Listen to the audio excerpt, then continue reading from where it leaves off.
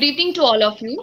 मैं doctor Puja Arora, director principal global research institute of pharmacy, सभी panelist और श्रोताओं का फार्मालोक की टीम की तरफ से हार्दिक स्वागत करती हूँ। मैं उम्मीद करती हूँ कि आज का संवाद कार्यक्रम हम सभी का मार्गदर्शन करेगा।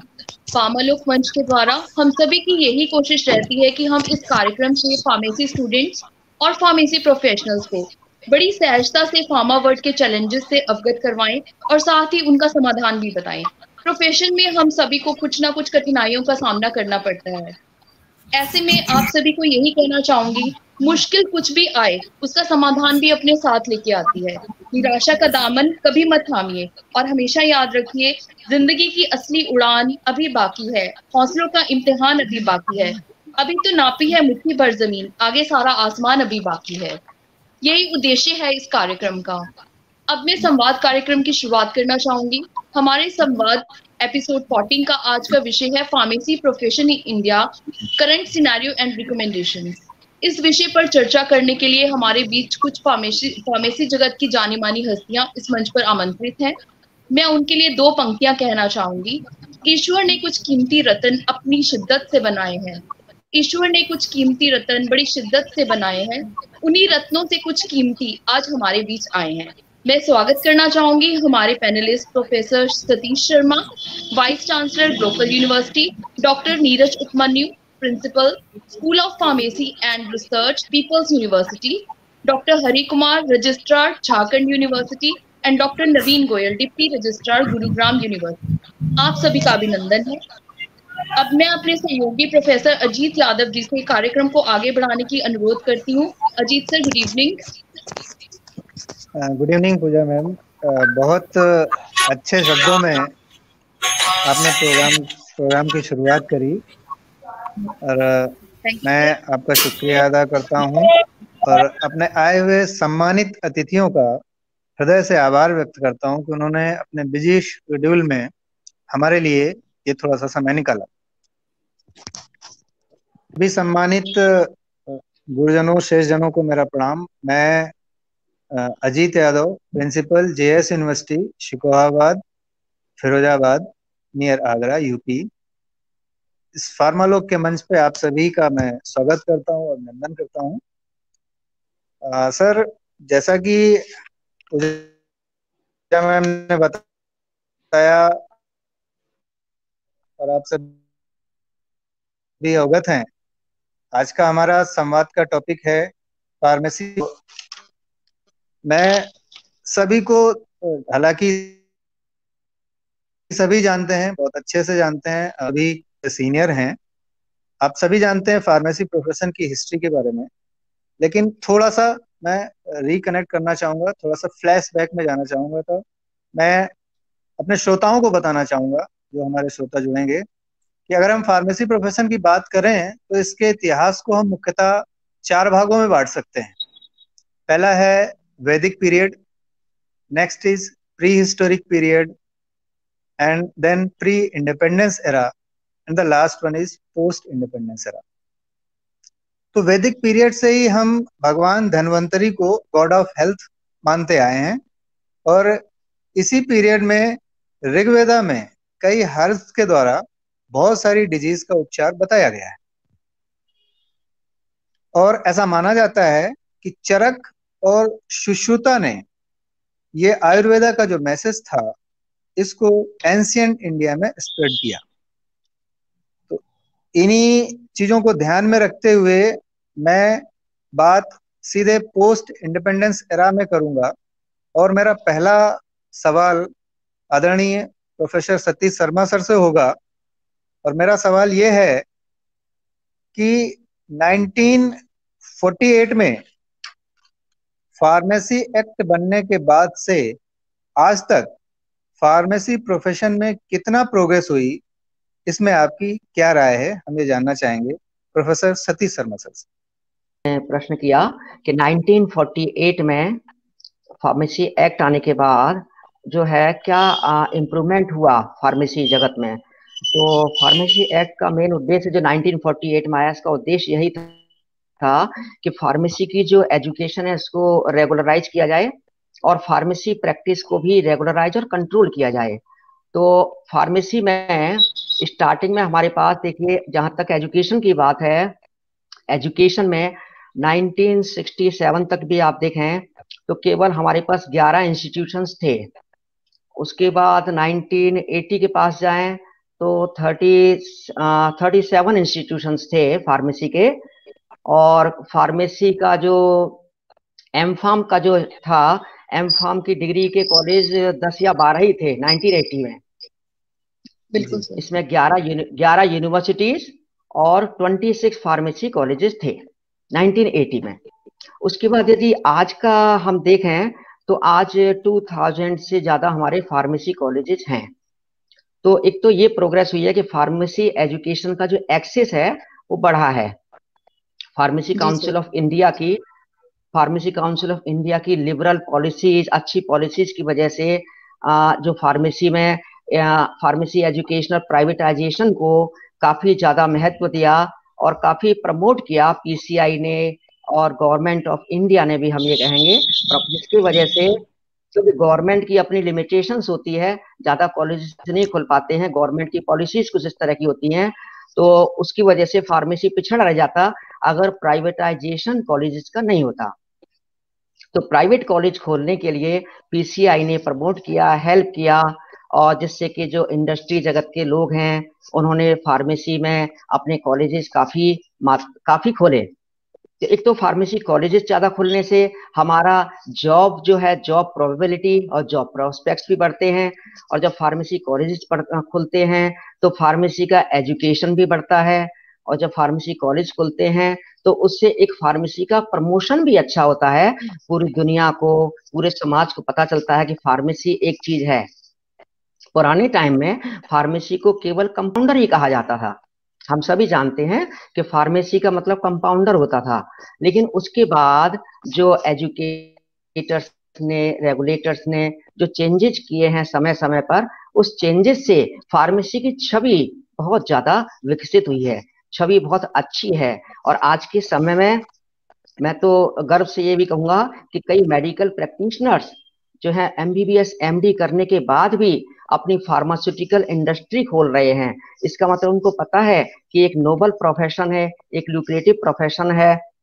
और आज के समय में ये फार्मेसी प्रोफेशन जो है, हमारी जो पूरी दुनिया की वर्कफोर्स है, थर्ड लार्जेस्ट हेल्थ केयर में है। Health care industry, health care की जो वर्कफोर्स है वो पूरी दुनिया में ये थर्ड नंबर पे आती है। तो ये भी एनकरेजिंग चीज है। तो ये फार्मेसी का, ये तो एजुकेशन से रिलेटेड रहा। उसके बाद जो हमारे रेगुलेटर्स हैं उनकी भी अच्छी पॉलिसी की वजह से ये नई नई जो है एक टर्म आई, फार्मास्यूटिकल केयर जिसको कहते हैं, और क्लिनिकल फार्मेसी। तो इन चीजों का विकास हुआ। पुराने टाइम में फार्मेसी केवल जो डी फार्म बी फार्म करते थे वो केवल लिमिट रह जाते थे कि हमको केमिस्ट की शॉप खोलनी है और सेलिंग ऑफ मेडिसिन करनी है। लेकिन उसके बाद जो प्रमोशन हुआ, अलग अलग गाइडलाइंस आई, अलग अलग नॉर्म्स आए, तो उस गाइडलाइंस नॉर्म्स से जो है जो ट्रेनिंग दी जाती है फार्मासिस्ट को, कंटिन्यूइंग एजुकेशन प्रोग्राम चल रहे हैं, तो इनसे क्यूआईपी प्रोग्राम चलते हैं। तो इससे जो हमारे फार्मासिस्ट लोग हैं जो कम्युनिटी फार्मासिस्ट में काम कर रहे हैं, उनको ये मालूम पड़ रहा है कि हमारी रेस्पेक्ट समाज में जुड़ रही है। वो अब वो डायग्नोस्टिक टेस्ट भी करते हैं, ब्लड शुगर लेवल का टेस्ट करते हैं, वेट बॉडी मैनेजमेंट का कार्य कर रहे हैं, फार्मास्यूटिकल काउंसलिंग कर रहे हैं। तो एक फार्मास्यूटिकल केयर की जो नई चीज आई है ना, ये बहुत बड़ी विकसित चीज आई है। और क्लिनिकल फार्मेसी का जो विकास इंडिया की अगर बात करें तो क्लिनिकल फार्मेसी का जो विकास हुआ है, हालांकि अभी डेवलपिंग फेज में है, इसमें बहुत कुछ करने की आवश्यकता है। तो क्लिनिकल फार्मेसी में भी जो इसका क्रेडिट जाता है हमारे डॉक्टर बी सुरेश जी को, जो कि प्रेसिडेंट हैं पीसीआई के। उन्होंने इंडिया में जरूरत महसूस की, उन्होंने देखा कि क्लिनिकल फार्मेसी को लाया जाए, क्योंकि क्लिनिकल फार्मेसी एक बहुत ही इंपॉर्टेंट हमारे फार्मेसी प्रोफेशन की एक अच्छी ब्रांच है, एक अच्छा फील्ड है, अच्छा डोमेन है। क्योंकि ये जो कम्युनिटी फार्मासिस्ट जो काम कर रहे हैं उनके लिए फार्मास्यूटिकल केयर का टर्म और उसको विकसित करने का कार्य किया जा रहा है। और क्लिनिकल फार्मासिस्ट के माध्यम से जो पेशेंट्स हैं, हॉस्पिटल में जो पेशेंट्स हैं हमारे, उन पेशेंट्स को एक अच्छी केयर मिल सके, उनको दवाई एक अच्छी दवाई, क्वालिटी मेडिसिन मिले, एफिकेशियस मेडिसिन मिले और जो है मेडिसिन सेफ हो। 3 चीजें ध्यान रखने की होती है जब मेडिसिन पेशेंट को दी जाती है, कि मेडिसिन सेफ होनी चाहिए, मेडिसिन इफेक्टिव होनी चाहिए, और जो मेडिसिन पेशेंट खा रहा है वो मेडिसिन बहुत कॉस्टली ना हो, जो है इकोनॉमिकल होनी चाहिए। तो इन 3 चीजों के लिए हमारा क्लिनिकल फार्मासिस्ट बहुत कार्य कर रहा है। और दूसरा उसके बाद क्या होता है, सेफ्टी बहुत इंपॉर्टेंट है। इस सेफ्टी के लिए क्लिनिकल फार्मासिस्ट वार्ड में डॉक्टर्स के साथ राउंड लगाता है क्लिनिकल फार्मासिस्ट, और डॉक्टर्स को पूरा सजेशन देता है, अपने आइडियाज देता है, उनको एडवाइस भी करता है, और फिजिशियन उसकी एडवाइस सुनते हैं। तो क्लिनिकल फार्मासिस्ट का भी रोल डेवलपिंग फेज में है, मैं यही कहूंगा। इसको विकसित करने की आवश्यकता है इंडिया में। वो अभी नए प्रश्न और आगे आएंगे, तब मैं इसके बारे में बताऊंगा आगे विस्तार में कि क्या क्या हो सकता है। तो और फार्मास्यूटिकल कंपनीज की यदि बात करते हैं, फार्मेसी का जो विकास है इंडिया लेवल पे यदि बात करते हैं, तो कोविड पीरियड से हमको पता चल रहा है कि हाइड्रोक्सी क्लोरोक्विन हमारे इंडिया ने यूएस को दी। कितनी बड़ी बात है कि हाइड्रोक्सी क्लोरोक्विन मिलियंस की मात्रा में इंडिया ने दी यूएस को। और दूसरा 133 कंट्रीज को, 133 कंट्रीज को हमारे इंडिया ने ड्रग्स एक्सपोर्ट किए हैं इस कोविड-19 पीरियड में। ये बहुत बड़ी अचीवमेंट है इंडिया की। इंडिया हमारा लार्जेस्ट वैक्सीन प्रोड्यूसर है दुनिया का। पूरी दुनिया को 50 से 60% वैक्सीन इंडिया द्वारा दी जाती हैं। ये बहुत ही एनकरेजिंग न्यूज है हम सबके लिए, इंडिया के लिए बहुत ही इंस्पायरिंग न्यूज है। जो आम पब्लिक है उसको ये पता होना चाहिए कि फार्मासिस्ट कितना इंपॉर्टेंट होता है। फार्मासिस्ट के बारे में मैं यही कहूंगा, अभी डॉक्टर्स जो सब जानते हैं हम, फार्मेसी भाई की एक कहावत है, doctors give the life to the patient by prescribing medicine, but pharmacist gives life to the medicine. जो मेडिसिन से डॉक्टर्स मरीज की जान बचा रहा है, उससे उस दवाई में जान डाल रहा है हमारा फार्मासिस्ट भाई। तो ये कैसे जान डाल रहा है, drug development, drug designing, drug formulation और फार्मास्यूटिकल केयर, ये 5 चीजों का मिलके सही दवाई पेशेंट को जब दी जाती है, और उससे पहले दवाई को अच्छी तरह से, जैसे मैंने कहा, सेफ्टी, एफिकेसी और क्वालिटी, ये 3 चीजें बड़ी इंपॉर्टेंट हैं। तो इन सब के लिए तो मैं यही कहूंगा फार्मेसी में अब और ज्यादा ये भी, इससे भी क्लियर हो जाएगा कि इंडिया की पोजीशन कितनी अच्छी है फार्मेसी में। जो वॉल्यूम ऑफ ड्रग्स है, जो वॉल्यूम ऑफ मार्केट है पूरे दुनिया का, उसमें इंडिया का शेयर टॉप से अगर काउंट करें तो it is valued at third number पे वॉल्यूम है। जो वॉल्यूम है दवाइयों का, जो विक्रय होता है, जो दवाइयों की सेल होती है, जो मार्केट होती है पूरी दुनिया में, उसमें इंडिया का जो वॉल्यूम है दवाई का, वो 3rd नंबर पे दुनिया में। कितनी एनकरेजिंग न्यूज है ये हमारे लिए। और जो अगर वैल्यू की बात करें तो इंडिया 13th रैंक पर है आज की डेट में पूरी दुनिया में। तो ये बहुत अच्छी चीजें हैं जो मैं बता रहा हूँ आपको। इनसे पता चलता है कि इंडिया में फार्मेसी विकास बहुत अच्छा हुआ है। ये तो विकास की बात हो गई, लेकिन जो फार्मेसी प्रोफेशनल है, अगर फार्मेसी प्रोफेशनल की इंडिपेंडेंट बात करते हैं, तो फार्मेसी प्रोफेशनल जो कुछ दुनिया को दे रहा है, जो उसे मिलना चाहिए रिटर्न में, वो शायद नहीं मिल पा रहा। ये मैं यहाँ जरूर पॉइंट रखूंगा, जो फार्मेसी भाई को मिलना चाहिए वो नहीं मिल पा रहा। और वो क्यों नहीं मिल पा रहा, जो सब्सिक्वेंट क्वेश्चंस आएंगे उनमें हम डिस्कस करेंगे। So thank you so much for this talk, for this. Thank you so much sir.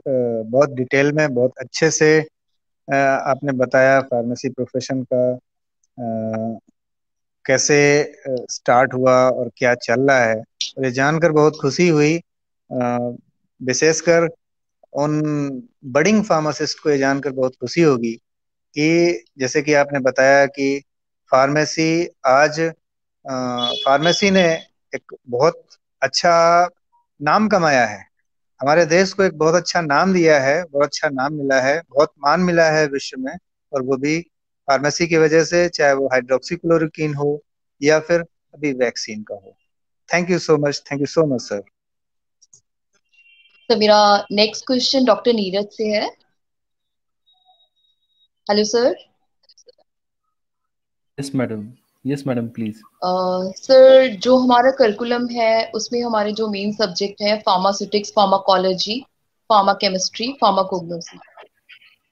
तो सर, जो हमारा सिलेबस बी फॉर्म और डी फॉर्म के लिए डिजाइन हुआ है, क्या आप उससे सेटिस्फाइड हैं? या कुछ चेंजेस आप रिकमेंड करना चाहेंगे, कुछ सजेशंस?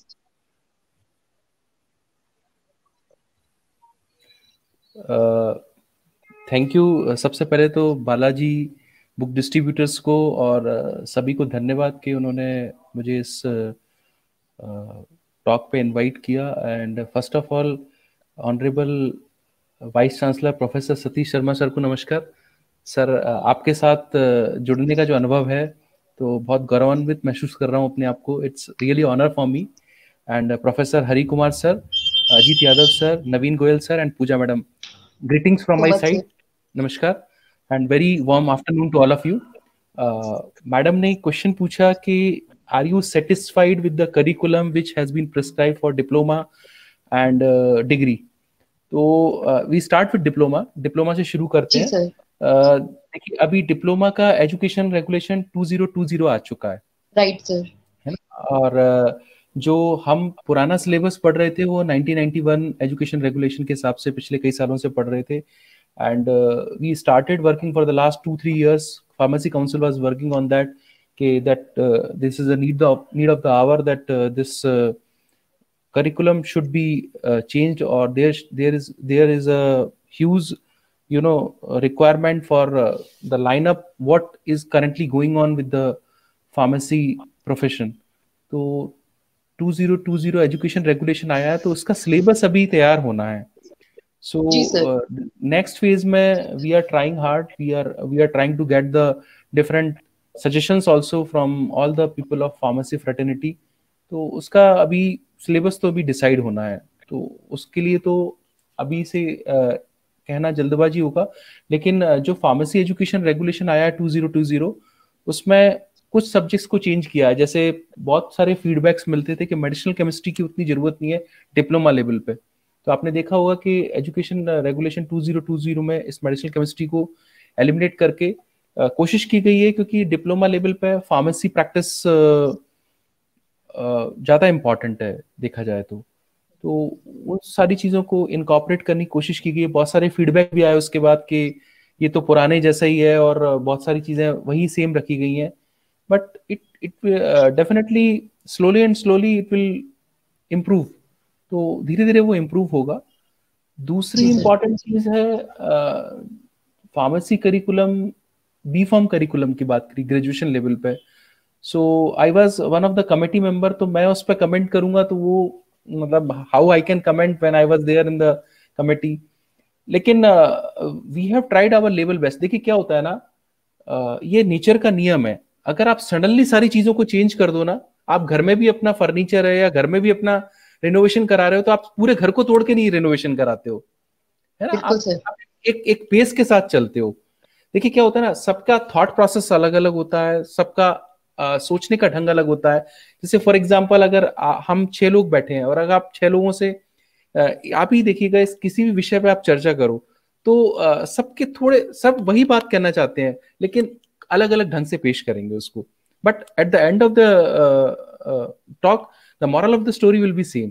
तो जब इस फार्मेसी करिकुलम को बी फॉर्म लेवल पे भी और एम फॉर्म पीजी लेवल पे भी चेंज करने का प्रयास पिछले 2-3 साल से किया गया। 2017 में ये बहुत सारी जगह ये सिलेबस इंप्लीमेंट हुआ। So we have tried to incorporate, और ऐसा नहीं कि ये यहाँ पे रुक गया है। ये अभी फिर से कुछ बहुत सारे feedbacks we are trying to collect, और यूजी लेवल पे और पीजी लेवल पे भी काउंसिल इसमें बहुत सारे चेंजेस करने वाली है। जैसे मैं एक चीज शेयर करना चाहूंगा, we are having discussion at the council meeting कि इस तरह का थॉट प्रोसेस सामने आया कि जो पीजी लेवल पे बच्चे जो अपना प्रोजेक्ट करते हैं तो उनको भी 2 ऑप्शन दिए जाएं, whether they want to continue their project at institute level और whether they want to go to industry.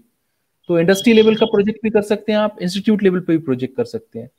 तो ऐसे बहुत सारी चीजें हैं। तो slowly and slowly, but right now whatever change we have made, कुछ चेंजेस हमने किए हैं तो वो बहुत अच्छे हैं। जैसे practice school is one of the key concept, क्योंकि मैं जो ऑब्जर्व कर रहा था कि बच्चों को हम लोग जो चीज दे पा रहे थे उसमें बच्चा इंडस्ट्रियल ट्रेनिंग नहीं कर पा रहा था।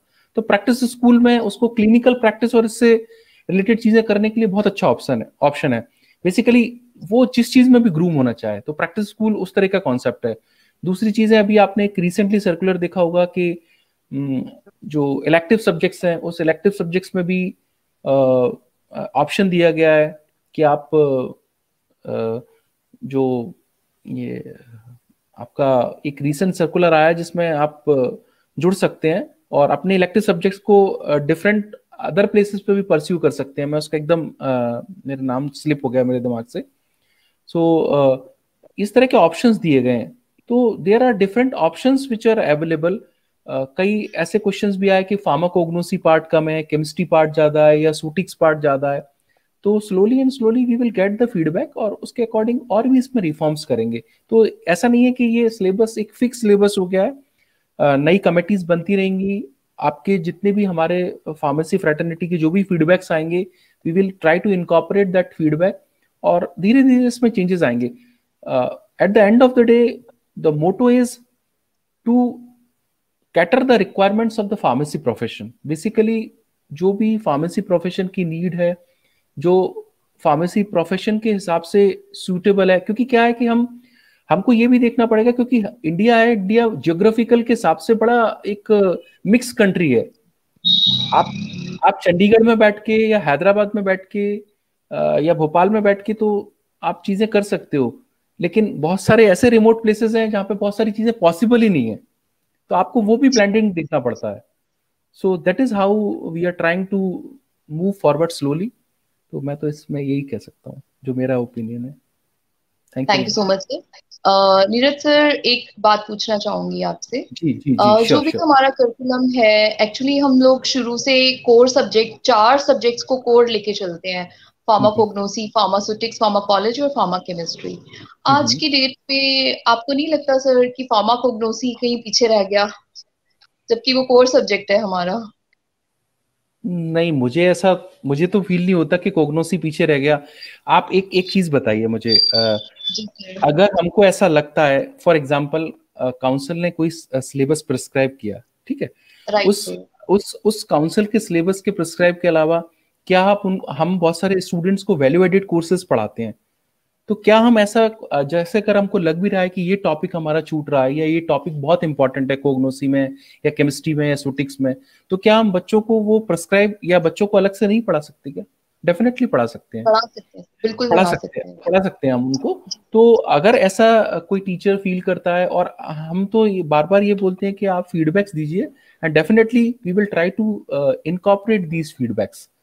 उस समय जी सर। कोग्नोसी में जो भी ऐसा नहीं है कि इस पर बहुत सारा इंटरेक्शंस नहीं हुआ, इस पर बहुत सारे चीजें नहीं हुई, तो डेफिनेटली अगर ऐसा लगता है तो you send the feedbacks. I request all the respected teachers जो अभी ये बात सुन रहे हैं या जो हमारे साथ में कलीग्स हैं, कि अगर ऐसा लगता है तो you can send the feedback. Definitely we will look into the feedback, we will send to the committee और उसमें करेंगे। लेकिन मीनवाइल मेरा ये कहना है कि अगर ऐसा लगता है कि कोई टॉपिक या कोई ऐसी चीज है जो छूट रही है, so we can prescribe to the students, we can tell to the students कि yes this is the necessary topic, apart from that you can teach them. जैसे अगर मैं देखूं मैं एज ए टीचर, तो मेरा क्लास में ये मोटो रहता है कि सिलेबस में क्या है वो तो ठीक है, लेकिन सिलेबस के हिसाब से उनके प्रैक्टिकल पॉइंट ऑफ व्यू से क्या इम्पोर्टेंट है, राइट? है, that should be first I should prescribe. और मैं उनको क्या इंपॉर्टेंट चीज है डेफिनेटली उनकी कार अपार्ट फ्रॉम बुक्स क्या मैं उनको अपने प्रैक्टिकल एस्पेक्ट से बता सकता हूँ, वो बहुत इंपॉर्टेंट है। तो अगर ऐसा लगता है कि कोई टॉपिक या कोई ऐसा पर्टिकुलर चैप्टर है जो छूट रहा है, तो we can tell to the students. But I request कि अगर आपको ऐसा लग रहा है कि कुछ ऐसी चीजें जो छूट गई हैं कोग्नोसी में, so you send your feedbacks, definitely it is going to be considered. Thank you ma'am. Thank you so much sir. Thank you sir. Thank you so much sir, doctor Neeraj Upanni sir. आपने बहुत अच्छे से इस चीज को एलेबोरेट किया और बहुत अच्छे से समझ में आया कि अभी जो लोगों के दिलो दिमाग में थोड़ा सा रहता है, जो कोग्नोसी के लोग हैं, कि कहीं ना कहीं बाकी के सब्जेक्ट जो कोर सब्जेक्ट है वो बड़ा अच्छा कर रहे हैं और ऐसा कुछ है, तो आपने उनके लिए एक बूस्टर डोज दे दी, बहुत अच्छे सजेशंस दे दिए। Thank you so much sir. Next question के लिए हम doctor SL. Hari Kumar sir का रुख करेंगे और उसमें भी हम ये देखेंगे कि जो अभी सबसे पहला क्वेश्चन जो मैंने पूछा था प्रोफेसर सतीश शर्मा सर से, उसमें उन्होंने जिक्र किया था, उसी से मिलता जुलता क्वेश्चन है doctor SL. Hari Kumar sir के लिए कि सर सुटिक्स और केमिस्ट्री के लोग तो अच्छा कर रहे हैं, लेकिन हाल ही में हम लोगों ने देखा है कि फार्माकोलॉजी के 2 नए रूप सामने आए हैं। रिसेंट एडवांसमेंट है ये फार्माकोलॉजी का, जैसा कि अभी नीरज उपन्नी सर भी कह रहे थे कि फार्मेसी प्रैक्टिस और क्लिनिकल फार्मेसी, ये दो सब्जेक्ट हैं जो अभी रिसेंट एडवांसमेंट है हमारे इंडिया में। तो मैं आप जैसे वरिष्ठ लोगों से ये चाहूंगा कि इस क्षेत्र से लोग कैसे जुड़े, क्या इसके बारे में इनकी क्या और खूबियां हैं जिससे आप लोगों को थोड़ा सा मोटिवेट करें, इसमें आप क्या संदेश देंगे? मैं doctor SL. Hari Kumar sir से रिक्वेस्ट करूंगा। Clinical pharmacy and pharmacy practice, 2 field. नमस्कार।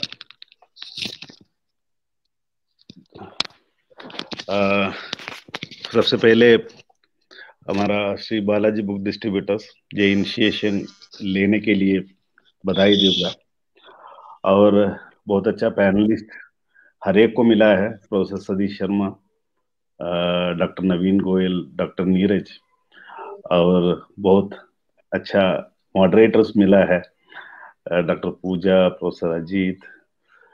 सो प्रोफेसर सतीश शर्मा का जी का जो बातें हैं, जो उसका जुड़ा हुआ जो करिकुलम का डिस्कशन चल रही है, डॉक्टर नीरज अभिमन्यु भी करिकुलम के बारे में बात किया था।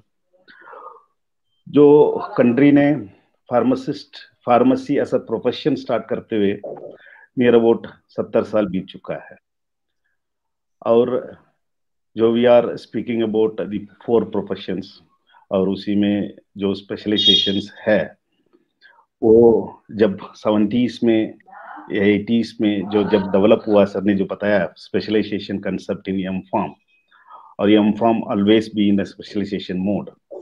उस समय हम लोग जो पढ़ाई करने के लिए, जो हायर एजुकेशन जाने के लिए सोचता था, केमिस्ट्री पढ़ना है तो मुझे सो एंड सो यूनिवर्सिटी में जाना है, फार्मास्यूटिक्स पढ़ना है तो सो एंड सो यूनिवर्सिटीज में जाना है, what kind of job opportunities, whether I wanted to be an entrepreneur and industrialist, I will be moving towards the universities where industries are prevailing, where say for example Maharashtra, और education की तरफ जाना है तो हम BHU चले जाता हूँ, और मैं मस जो अदर यूनिवर्सिटीज चले जाए, जो कलकत्ता जादवपुर यूनिवर्सिटी चले जाता हूँ। This was the earlier days, now it is not there, it is always available everywhere. So different concepts जो स्टार्ट किया है, और it is one of the development of the pharmacy profession. पर उसको फार्मेसी एज अ प्रोफेशन हम हमेशा देखता हूँ मेरे अपने कंसेप्ट से, it is totally A interdisciplinary profession. Pharmacy single only dispensing और इंडस्ट्री में जो फॉर्मुलेशन में खड़ा नहीं हो सकता है। Pharmacy requires the application, pharmacy requires the scientific knowledge, pharmacy requires the research. These things interdependent, and in order to make as a profession, in order to come out as a profession like other profession, we need to create interdisciplinary scientists, interdisciplinary entrepreneurs, interdisciplinary professionals who can speak about interdiscipline. It is not between interdisciplinary, is not between pharmaceutics or pharmaceutical chemistry, etc. I am speaking about interdiscipline, it is not intradiscipline.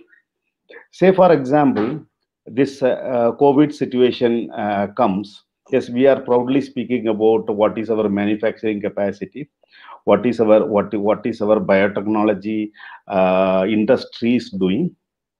So what kind of support we can go given to the world as a pharmacy profession? So these all the things is an interdisciplinary effort. If you are agreeing with the interdisciplinary effort, industry cannot run with a pharmacist. Industry has to have interdisciplinary approach. This approach will be leading to the largest hub of manufacturing generic medicines. We are lot behind in the patented medicines, is it not? Because our curriculum, yes, rightly said, Sarma Sir said that we are not, because of the government policies, government is not creating a pharmaceutical institute, but it is not so. In 90s, government has placed a separate act, so called as National Pharmaceutical Education Institute of Education and Research. It is an act. It is solely created for the development of the pharmacy profession. But because of the lack of interdisciplinary skills, we are not able to enter into that national NIPER, so-called as NIPER. How many pharmacists are there in NIPERs to empower this concept of pharmacy as a profession? This is my first question. This pharmacology, you touch that pharmacology, clinical pharmacy. It is not a profession. It is not only the pharmacy. Clinical pharmacy always move with a medical professional. Without the knowledge of the medical professional, without the support of the medical professional, how a clinical pharmacy can run? Very true. A patient who did an operation, okay, he need the support of he need the knowledge what they had done, and they will support and they will link up with the clinical pharmacy. That is what the introduction of Pharm D. Yes, Pharm D very true, sir. professionals are professionals who are having maximum pharmacology background, interdisciplinary and inter-application pharmacology background peoples. And they always remained in the clinical background, but it is not so happened in India because we do not have the clinical pharmacy setup.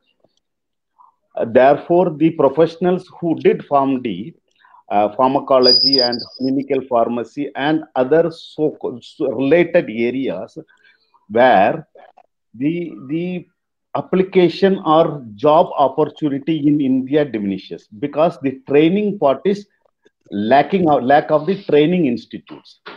Institutions are good, training institutions are not available. I can place one example.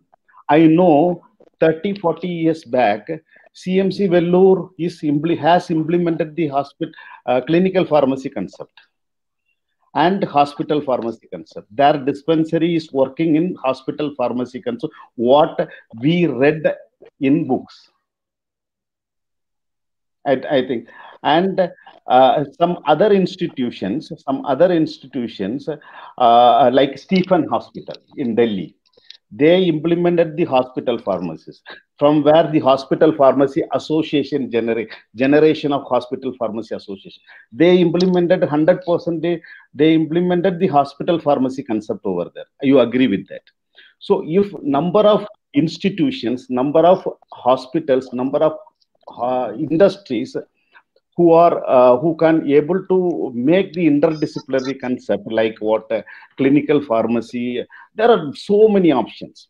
And here I wanted to place my opinion on record. The institutions, sir said, more than 2,000 institutions are working in India for developing the pharmacy profession, creating minimum of 60 pharmacists per year. I'm not speaking about diploma or that, other than that. What are all the government opportunities they are having? We do not educating them how to grab the government opportunities. Say, for example, recently I had a seminar, AIIMS, not AIIMS, AFMC Pune. Hospital, medical college and hospital. Since its opening, they are not running with a pharmacist. They are not having the pharmacist. I heard that recently. Oh. There are so and so many areas where there must be a need of a pharmacist, whether diploma pharmacist or B pharmacist, B pharma pharmacist. No, there is no problem. But opportunities are there, but we do not know, have the awareness how these job opportunities or how these selections are going on. It is in between the system, it is there. So there is a platform, there must be a platform, there are various platform job opportunities are available, but there must be a platform. Our students must know how the job can be grabbed. Various government, central government institutions, research institutions, CDSO, drug regulatory authorities, number of job opportunities are there where pharmacy, B Pharm, M Pharm is not there. But they are accepting, as a biological scientist, person who did the biological science as a one of the degree, one of the option, one of the specialization, they're accepting that directly. So here, the council, Dr. Neeraj, Dr. Nee, you said that you are in the curriculum development committee. That the various eligibility criteria when we are designing, pharmacy council should have a word with that. Say, sir, you go through the medical council website. There is a department, that department of pharmacology. One pharmacy person should be the teacher of that department. Okay, the eligibility criteria is not M Pharm or B Pharm. The eligibility criteria says that MSc pharmaceutical chemistry. Where is that MSc pharmaceutical chemistry? We are not looking into the other, where application, pharmacy is applied in medical colleges. Pharmacist has to serve in hospital. Pharmacy has to serve in industry. Pharmacy has to serve in biotechnological industry. We are not integrating these various application areas. We are speaking ourselves are done in between ourselves. This has to be done, that has to be done. We need to speak into the interdisciplinary area where our application is most preferred, most is required as per law. This is as per law. But we are not having anything. We cannot say anything in medical council. Medical council still earlier it was pharmacy, still it is not there. Even in NIPER, second, sir, I am looking into all the options. Second, in NIPER, they have not clearly write that the eligibility is M Pharm PhD. The eligibility can be anyone having the experience of pharmacy.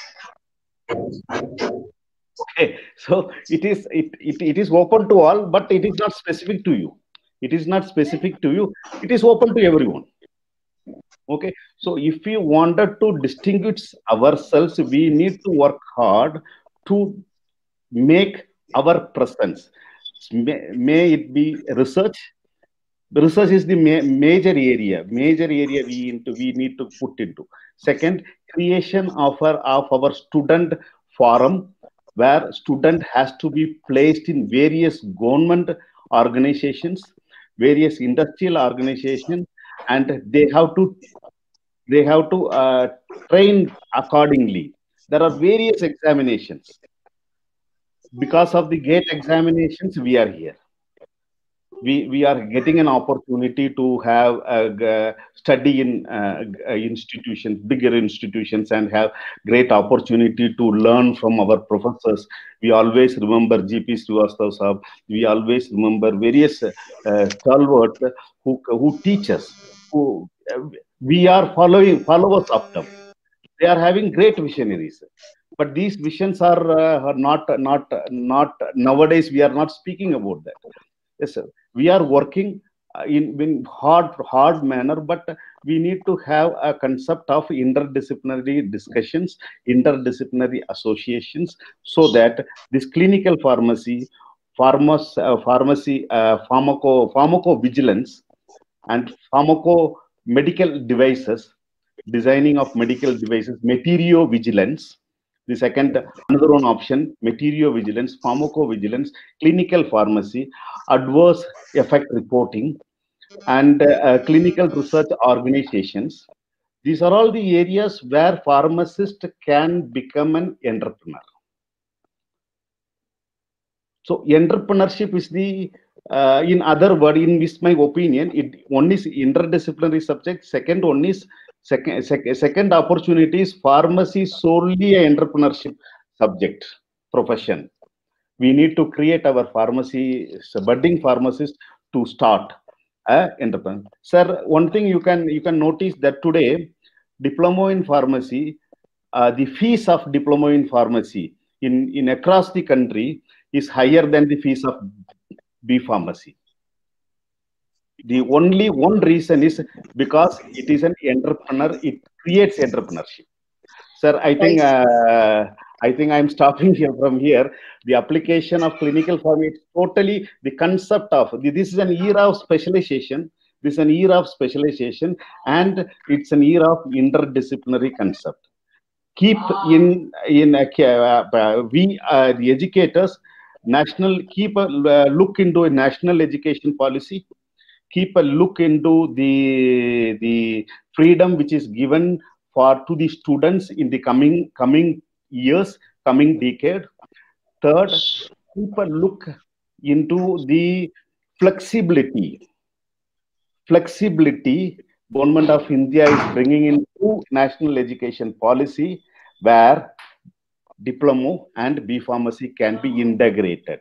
Completion of 2 years, give an award of diploma with a training, and completion of 4 years, you can always go for. Sir. It is an option. It's an option opened by the government, but somewhere we struck because of some issues, and we are not opening up. Okay? And certificate program, yes, can sure, also. Sure, sir. So thank you very much, and I will be giving some other if the question comes to me. Thank you very much for giving this up. Yes, sir. Yes, sir.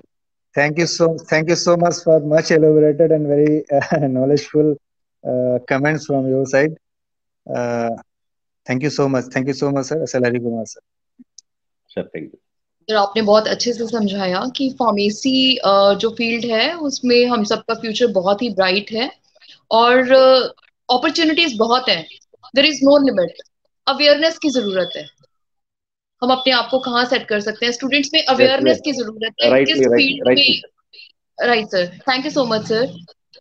My next question is from Naveen Goyal sir. Sir, आपके लिए भी मेरा थोड़ा similar सा question है जो मैंने Neeraj sir से पूछा था कि आप आज की डेट में हमारे करिकुलम में फार्माकोग्नोसी को कहाँ देखते हैं सर. ऑलरेडी नीरज सर ने. Are you getting me? Hello. Yes sir. Pharmacognosy का ऑलरेडी नीरज सर बड़ा अच्छे से एक्सप्लेन कर चुके हैं, बट मेरा ये मानना है कि अगर हम कोर ब्रांचेज की बात करें, फार्मास्यूटिक्स की बात करें या फार्माकोलॉजी की बात करें या फार्मास्यूटिकल केमिस्ट्री की बात करें, इन तीनों ब्रांचेज में भी आज के दिन जो रिसर्च वर्क हो रहा है वो नेचुरल प्रोडक्ट्स पे हो रहा है. आप कोविड का टाइम भी देख लीजिए. अगर कोविड में हमारी वैक्सीन अभी तक नहीं आई है और एक्सपेक्टेड भी नहीं है अगले 1-2 मंथ तक, और जब तक आम पब्लिक को मिलेगी हम एक्सपेक्ट कर सकते हैं कि उसमें भी 1.5-2 साल कम से कम लग जाएगा. इन 2 सालों तक और पिछले 1 साल में मैक्सिमम जो पॉपुलेशन है वर्ल्ड की वो नेचुरल प्रोडक्ट्स पे रिलाई कर रही है.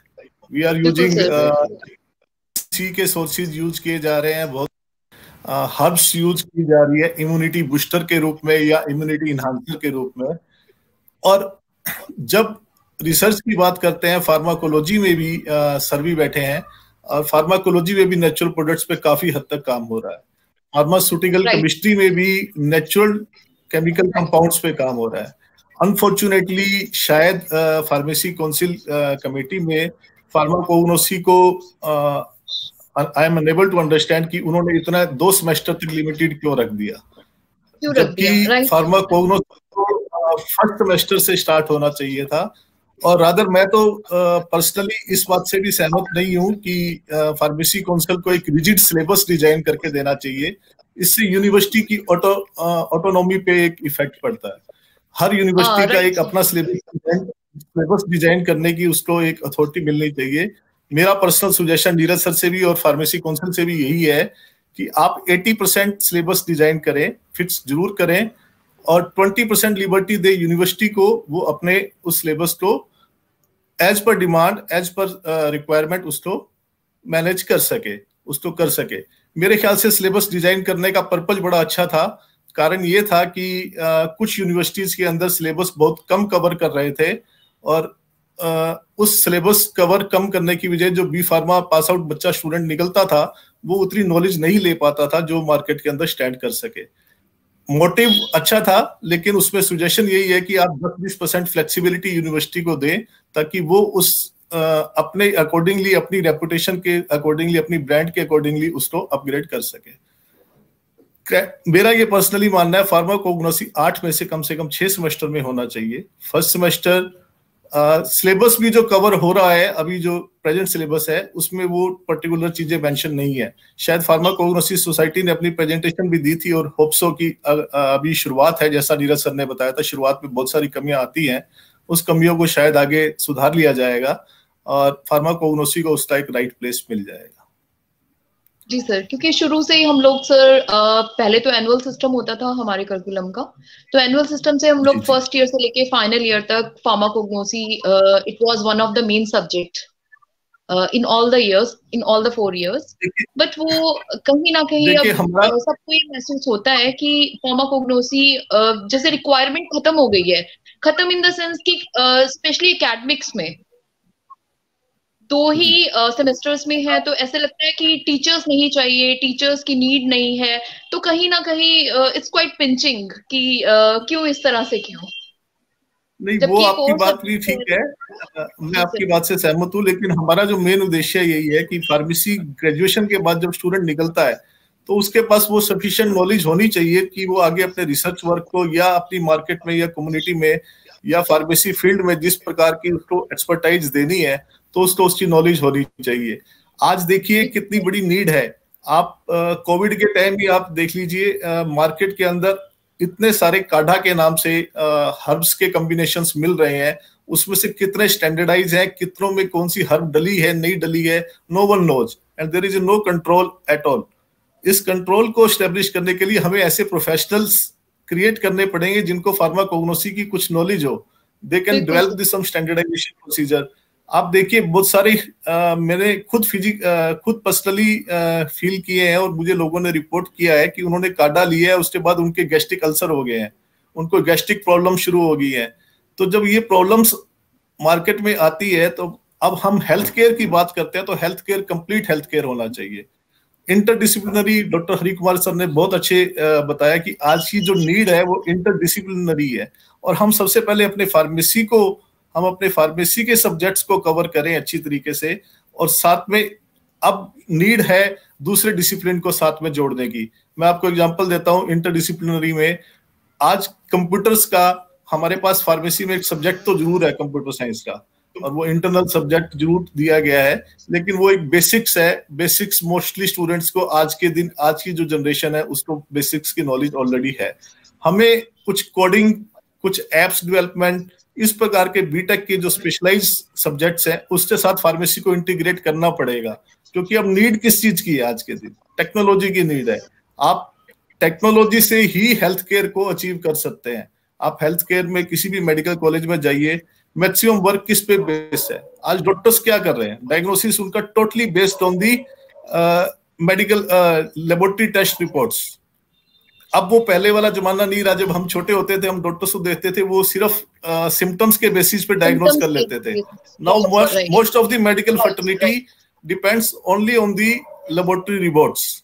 जब लेबोरेटरी लैब रिपोर्ट पे ही सब करना है, लैब उसमें ट्रेमेंडस डेवलपमेंट हुई है। आज सीटी स्कैन, एमआरआई, आपकी कोई भी टेस्टिंग है, 1 घंटे के अंदर आपके मोबाइल के अंदर रिपोर्ट्स आ जाती है। आप कोई भी टेस्ट कराते हैं, कोई भी इंडिकेटर्स कराते हैं, और उसके बेस पे डॉक्टर्स अपनी मेडिसिन को प्रिस्क्राइब करता है। जबकि फार्मेसी वाले को भी इन्वॉल्व डॉक्टर्स के साथ होना चाहिए। कारण क्या है कि डॉक्टर्स मेडिसिन तो प्रिस्क्राइब कर रहे हैं, बहुत अच्छी भी कर रहे हैं, और मेडिकल सिस्टम को वो ही चला रहे हैं, और डायग्नोसिस उन्हीं का राइट है। लेकिन फार्मेसी वाले को बेटर नॉलेज है कि ड्रग की इंट्रैक्शन कैसी हो सकती है, ड्रग के आपस में डोजिंग कैसे करनी है। सभी चाहे 60 किलो वेट का पेशेंट हो, चाहे 80 केजी का हो, चाहे 100 केजी का हो, सभी ऑफ्लोक्सासिन 200 400 मिलीग्राम 200 बीडी ले रहे हैं, पैरासीटामोल सब 500 मिलीग्राम ले रहे हैं। क्या उसकी इंट्रैक्शंस है? डॉक्टर्स के पास इतना टाइम नहीं है। इंडिया के अंदर 1500 पेशेंट पे एक डॉक्टर है। आप बताइए क्या एक मेडिकल प्रोफेशनल इतनी सर्विस प्रोवाइड कर सकता है कि वो एक इंडिविजुअल पेशेंट को आधा घंटा 1 घंटा दे पाए? हम कितनी ओपीडीज में जाते हैं, नहीं दे पाते। तो उसके लिए मेरा ये मानना है कि फार्मेसी प्रोफेशन में फार्मासिस्ट को आगे आना होगा और उनको अपनी रिस्पॉन्सिबिलिटीज और उसको वो राइट मिलना चाहिए कि वो डॉक्टर का लोड, हेल्थ केयर सिस्टम का लोड कुछ अपने ऊपर ले पाए। बाकी फार्माकोग्नोसी का मैं ऑलरेडी आपको बता चुका हूँ। आपको क्वेश्चन आता है तो मैं उसका जवाब देना चाहूंगा। Thank you madam. मैं इंटरप्ट करना चाहूंगा 2 मिनट, अगर आप मुझे टाइम देंगे तो प्लीज। Sure sir. दो चीजें मैं बोलना चाहूंगा। देखिए, फार्मेसी काउंसिल ऑफ इंडिया ने, जैसा कि सर ने बोला, बिल्कुल ठीक बोला कि यूनिफॉर्मिटी के लिए सिलेबस को प्रिस्क्राइब किया है, लेकिन अगर कोई भी चीज प्रिस्क्राइब की जाती है तो उसमें ये कहीं नहीं लिखा रहता कि नहीं इसके आगे आप नहीं बढ़ोगे, है ना। जब हम यूनिवर्सिटी सेटअप पे जाते हैं, जैसे मेरी भी यूनिवर्सिटी है, तो हम लोग जब डिस्कशन करते हैं और हम बताते हैं कि मेडिकल काउंसिल ऑफ इंडिया या फार्मेसी काउंसिल ऑफ इंडिया ने ये सिलेबस प्रिस्क्राइब किया है, तो ऐसा नहीं है कि उसके आगे आप सब्जेक्ट्स को नहीं रख सकते या उसके आगे आप सब्जेक्ट्स को ऐड नहीं कर सकते, कहीं भी ऐसा नहीं लिखा हुआ है। ये नवीन सर से रिक्वेस्ट था कि जो भी आपके सजेशंस हो आप जरूर मेल करिए सर, हम डेफिनेटली कमेटी को भेजेंगे। अब दूसरी इंपॉर्टेंट चीज क्या है मैडम, आज की डेट में ईमानदारी से सब टीचर्स बैठे हुए हैं, कितने बच्चे रेमिंगटन को उठा के पढ़ते हैं जो हम पढ़ते थे, कितने बच्चे हैं जो टोटोरा को उठा के पढ़ते हैं जो हम पढ़ते थे, कितने बच्चे जिन्होंने हार्पर की बुक देखी। एक्चुअली क्या है सर, बहुत ऑनेस्टली मैं 2 चीजें शेयर करना चाहूंगा। मैं इतना दुखी हूं अभी पिछले 4-5 दिन से। हमारे यहाँ भारत बायोटेक का वैक्सीन ट्रायल चल रहा है जी। I am in the People's University, आप उसे नेट पे सर्च कर सकते हैं, और उसमें हमारे यहाँ 10 डिविजन्स हैं, पैरामेडिकल, नर्सिंग, फार्मेसी, मेडिकल, सारे डिविजन्स हैं। ये 2 घटनाएं मैं आपको बताता हूँ। तो ये अप्रोच हमको स्टूडेंट्स की चेंज करनी पड़ेगी, और ये कैसे चेंज होगी मैं भी समझ नहीं पा रहा हूँ। तो सभी जगह कॉल आए कि जो भी कंट्रीब्यूट करना चाहते हैं, we are trying to take 2 to 3 members from each department, हर एक कंस्टिट्यूएंट यूनिट से, चाहे वो फार्मेसी कॉलेज हो, चाहे वो मेडिकल कॉलेज हो, चाहे वो नर्सिंग कॉलेज हो, चाहे वो पैरामेडिकल हो, सबसे लेना चाहते हैं। फार्मेसी के बच्चों को हमने अप्रोच किया, फार्मेसी के और भी बहुत सारे लोगों को अप्रोच किया, नोबडी वाज रेडी।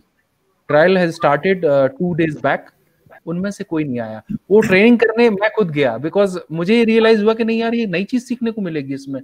तो मैं उस ट्रेनिंग करने को गया और मैंने उनको बोला है कि जब भी समय हो आप मुझे बुलाइए, आई विल हेल्प यू। ये अप्रोच सबसे बड़ी चीज, जो सबसे बड़ी प्रॉब्लम है ना, अप्रोच की कमी है। यस, और ये किसी सिलेबस अप्रोच की कमी ये है कि हमारे जो टीचर्स हैं, और ये हरि कुमार सर ने बिल्कुल सही बोला, अब ये टाइम इंटरडिसिप्लिनरी का आ गया है। डेफिनेटली हम लोग भी जो अपनी यूनिवर्सिटी में डिस्कशन करते हैं और भी जगह डिस्कशन करते हैं, काउंसिल में भी डिस्कस करते हैं, तो इंटरडिसिप्लिनरी का टाइम आ गया है। लेकिन क्या है कि इंडिया के अंदर आप महसूस कीजिएगा, जियोग्राफिकली बहुत चैलेंजेस हैं। तो आप, ये बहुत बड़ा चैलेंज है कि आप यूनिफॉर्मिटी के साथ एक सिलेबस को प्रिस्क्राइब कर रहे हो, लेकिन वहां कहीं भी ये नहीं लिखा गया कि नहीं this is your dead and, इससे आगे आपको नहीं बढ़ना है। आपको अगर लगे, देखिए मैम सर, एक मिनट बस, मैं भूल, एक्चुअली मुझे भूलने की बीमारी है, मैं भूल जाऊंगा। देखिए, जितने भी सेंटर फॉर एक्सीलेंस बनते हैं, सेंटर फॉर एक्सीलेंस कौन बनता है? जो लीग से हटके कुछ चीजें करते हैं। बिल्कुल सही है ना। तो सेंटर फॉर एक्सीलेंस बनाने के लिए आप अपने बच्चों को जरूर प्रिस्क्राइब करिए। आप पूरे 8वें सेमेस्टर में 1 to 8 सेमेस्टर में कोग्नोसी पढ़ाइए। Who is going to intervene you? कौन मना कर रहा है उस चीज के लिए? और यही तो सेंटर ऑफ एक्सीलेंस बनेगा कि as per the market requirement, as per the need, हम बच्चों को कैटर कर रहे हैं। सर सॉरी, अब आप बोलिए। Yes sir. सर, मेरी बस यही रिक्वेस्ट थी कि हमारे पास जो ऑलरेडी सेमेस्टर सिस्टम है, उसमें ऑलरेडी एक सेमेस्टर के अंदर हमें 90 days भी मिलने बहुत मुश्किल हो जाते हैं स्टूडेंट को। और ये जो 5 सब्जेक्ट्स या 6 सब्जेक्ट्स ऑलरेडी कवर्ड होते हैं, इनके प्रैक्टिकल्स भी कवर्ड होते हैं, और बहुत सारी यूनिवर्सिटीज और बहुत सारी इंस्टीट्यूशन के अंदर बहुत सारी एक्टिविटीज भी करानी पड़ती हैं, जिसके अंदर फार्मेसी वीक भी है, फार्मासिस्ट डे भी है, एग्जामिनेशन भी है, इंटरनल एग्जामिनेशंस भी है। तो इसके बाद हमारी एक स्टाफ की एक एक्चुअल प्रॉब्लम है, प्रैक्टिकल प्रॉब्लम यही है कि आप एड ऑन कोर्सेज बहुत कम करा पाते हैं। आप उसमें वर्कशॉप्स करा सकते हैं, आप सेमिनार्स करा सकते हैं, आप गेस्ट टॉक्स करा सकते हैं, but it is very difficult आप किसी एग्जामिनेशन को एक पुट कर दिया जाए।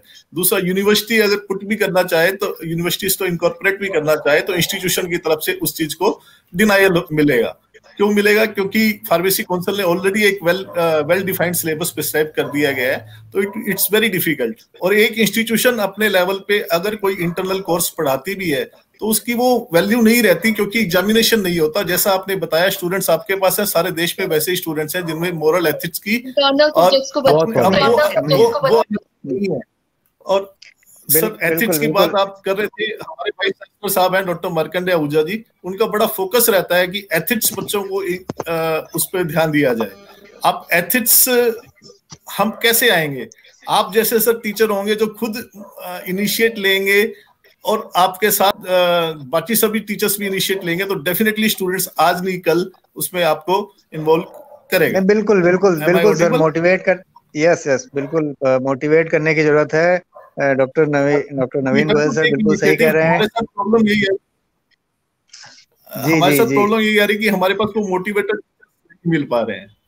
बहुत इंटरेस्टिंग चैट चल रही है सर, बहुत इंटरेस्टिंग चैट चल रही है। देख करके हमें खुशी हो रही है कि हमें जो टाइम होता है पूरा फार्मा लोग की तरफ से ये प्रोग्राम करने के लिए 1 घंटे दिया जाता है, और 1 घंटे अभी हो चुका है और अभी काफी क्वेश्चन बाकी हैं। तो हम सभी पैनलिस्ट से रिक्वेस्ट करेंगे कि थोड़ा सा कंसाइज होके आंसर्स करें।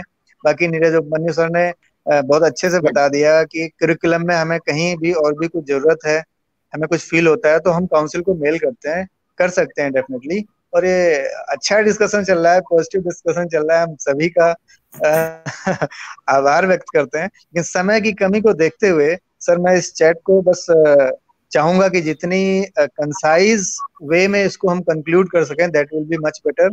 सो I am switching to the next question. This is itself again from the same background, that is pharmacognosy। मैं सतीश शर्मा सर से इसके बारे में प्रोफेसर सतीश शर्मा सर से पूछूंगा। ये जो गैप आ रहा है, जैसे अभी नवीन सर ने बताया कि रिसर्च हम जो कर रहे हैं वो भी फार्मा बेस्ड काफी कुछ हो रहा है, चाहे सुटिक्स में हो या कोलोजी में हो। हमारी अभी करंट सिनेरियो जो है कोविड की, उसमें भी हम देख रहे हैं कि हमारी रिसर्च चल रही है to getting a good vaccine. लेकिन हम बात करें फिर कोग्नोसी की और फिर आयुर्वेदा की, तो हमारे आयुर्वेदा सिस्टम में ऑलरेडी इतनी सारी जड़ी बूटियां, बहुत अच्छी अच्छी हर्ब्स हैं, जड़ी बूटियां हैं जो एंशिएंट सिस्टम में दी गई हैं, उनको यूज करके हम अपनी इम्यूनिटी बढ़ा सकते हैं। तो एक तरफ हम ये देख रहे हैं कि एलोपैथिक सिस्टम में अभी हमारे पास वैक्सीन आ नहीं पाई है, जिसके लिए हम प्रयासरत हैं। जैसा नवीन सर ने बताया कि अभी आने के बाद भी सालों लग जाएंगे जब ये पब्लिक को मिलेगी। और दूसरी तरफ हमारे प्राचीन सिस्टम में, एंशिएंट सिस्टम में, हमारे आयुर्वेदा में बहुत सारी हर्ब्स हैं।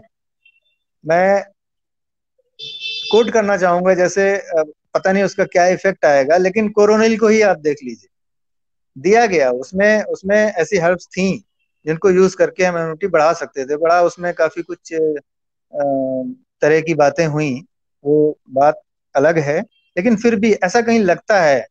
तो ये गैप कहाँ आ रहा है, हम ये समझ नहीं पा रहे हैं। एक तरफ हम देख रहे हैं कि जो चीज प्रूवन है कि ऐसा करने से अच्छा होगा, हमारी इम्यूनिटी बढ़ेगी और हम कोरोना से लड़ पाएंगे, और दूसरी तरफ हमारा जो एलोपैथिक सिस्टम है उसमें वैक्सीन आ भी नहीं पाई है, फिर भी हम उसके अभी इंतजार में, और कितना टाइम लगेगा। तो इस गैप को सर हम कैसे शॉर्टन करें, इस गैप को हम कैसे फिल कर सकते हैं, कैसे मोटिवेट कर सकते हैं, या कहाँ कमी आ रही है जहां हम अपने ही सिस्टम को ठोस व्यवहारिकता में उसको हम नहीं उतार पा रहे हैं धरातल पे। Professor Sharma sir. जी, thank you professor Ajit ji. Pharmacognosy, जैसा कि प्रीवियस स्पीकर्स ने बोला बहुत ही इम्पोर्टेंट सब्जेक्ट है और प्रोफेसर हरि कुमार जी ने बताया कि इंटरडिसिप्लिनरी अप्रोच की आवश्यकता है। तो निश्चित रूप से अभी जो फार्माकोग्नोसी में जो प्रॉब्लम है वो तीनों ही लेवल पर है। एक एकेडमिया लेवल पर जो डॉक्टर नवीन जी ने शेयर की, और रेगुलेशन लेवल पर जो pharmacy council of India regulate करता है, और तीसरा इंडस्ट्री लेवल पर। ये तीनों ही लेवल पर प्रॉब्लम आ रही है। तो प्रॉब्लम क्यों आ रही है? क्योंकि हम देख रहे हैं कि हर्बल मेडिसिन आराम से मार्केट में एक जनरल स्टोर वाला रखता है और उससे जड़ी बूटी ले लेते हैं और खा लेते हैं।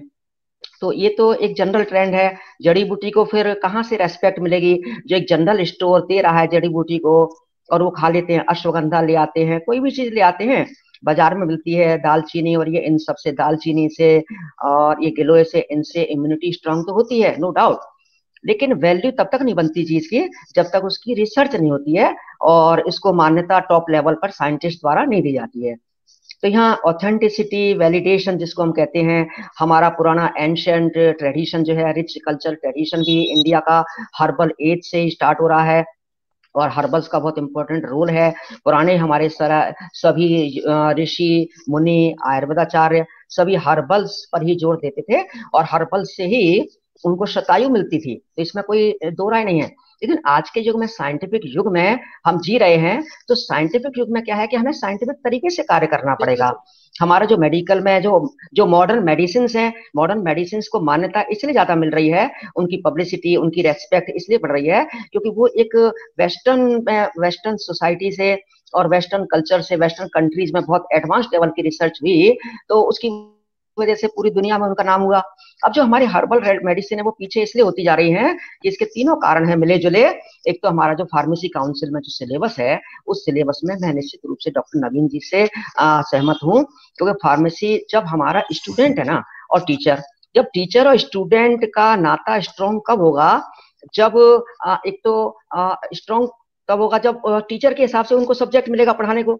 तो टीचर को फार्माकोग्नोसी अच्छी तरह पढ़ाने को नहीं मिल रहा है, तो पढ़ाने को नहीं मिल रहा तो स्टूडेंट में इंटरेस्ट डेवलप नहीं होगा और स्टूडेंट के अंदर उसके प्रति श्रद्धा जो होती है वो नहीं आ पाएगी, डिवोशन नहीं आ पाएगा और उसके बारे में स्टूडेंट्स को ज्ञान नहीं होगा। कुछ जगह हर्बल कुछ नहीं है तो जनरल स्टोर पर मिलती है, तो स्टूडेंट जब आगे चल के रिसर्च करेगा तो इस पर रिसर्च नहीं करेगा। तो मतलब ये तीनों चीजों का हिसाब किताब बड़े डिफाइन तरीके से हमें करना पड़ेगा। हर्बल में बहुत ज्यादा, फिर तीसरी आती है हर्बल इंडस्ट्री। हर्बल इंडस्ट्री को देखें और दूसरी मॉडर्न मेडिसिन की इंडस्ट्री को देखें तो दोनों में जमीन आसमान का फर्क है। तो हमारी फार्मास्यूटिकल इंडस्ट्री जिनको हम कहते हैं, उनमें तो क्वालिटी कंट्रोल डिपार्टमेंट बहुत ही स्ट्रांग होता है। वहां पर प्री क्लिनिकल स्टडीज, सारी स्टडीज होती हैं, क्वालिटी कंट्रोल है, क्वालिटी एश्योरेंस है, सारे डिपार्टमेंट बड़े स्ट्रांग है। लेकिन हर्बल कंपनी आप देख लीजिए ध्यान से, 5-10 हर्बल कंपनीज को छोड़ दें, मतलब 95% या मैं तो कहूंगा 99% हर्बल कंपनीज चल तो रही है, लेकिन क्वालिटी एश्योरेंस, स्टैंडर्डाइजेशन हर्बल्स का कुछ भी नहीं हो रहा है। जैसे डॉक्टर नवीन ने कहा कि मेडिसिन ले ली और मेडिसिन कैसे हर्बल ले रहे हैं कुछ नहीं पता। कोई 1 चम्मच ले रहा है, कोई 2 चम्मच ले रहा है, कोई कुछ ले रहा है, मतलब कोई स्टैंडर्डाइजेशन नहीं है, कोई क्वालिटी कंट्रोल नहीं है।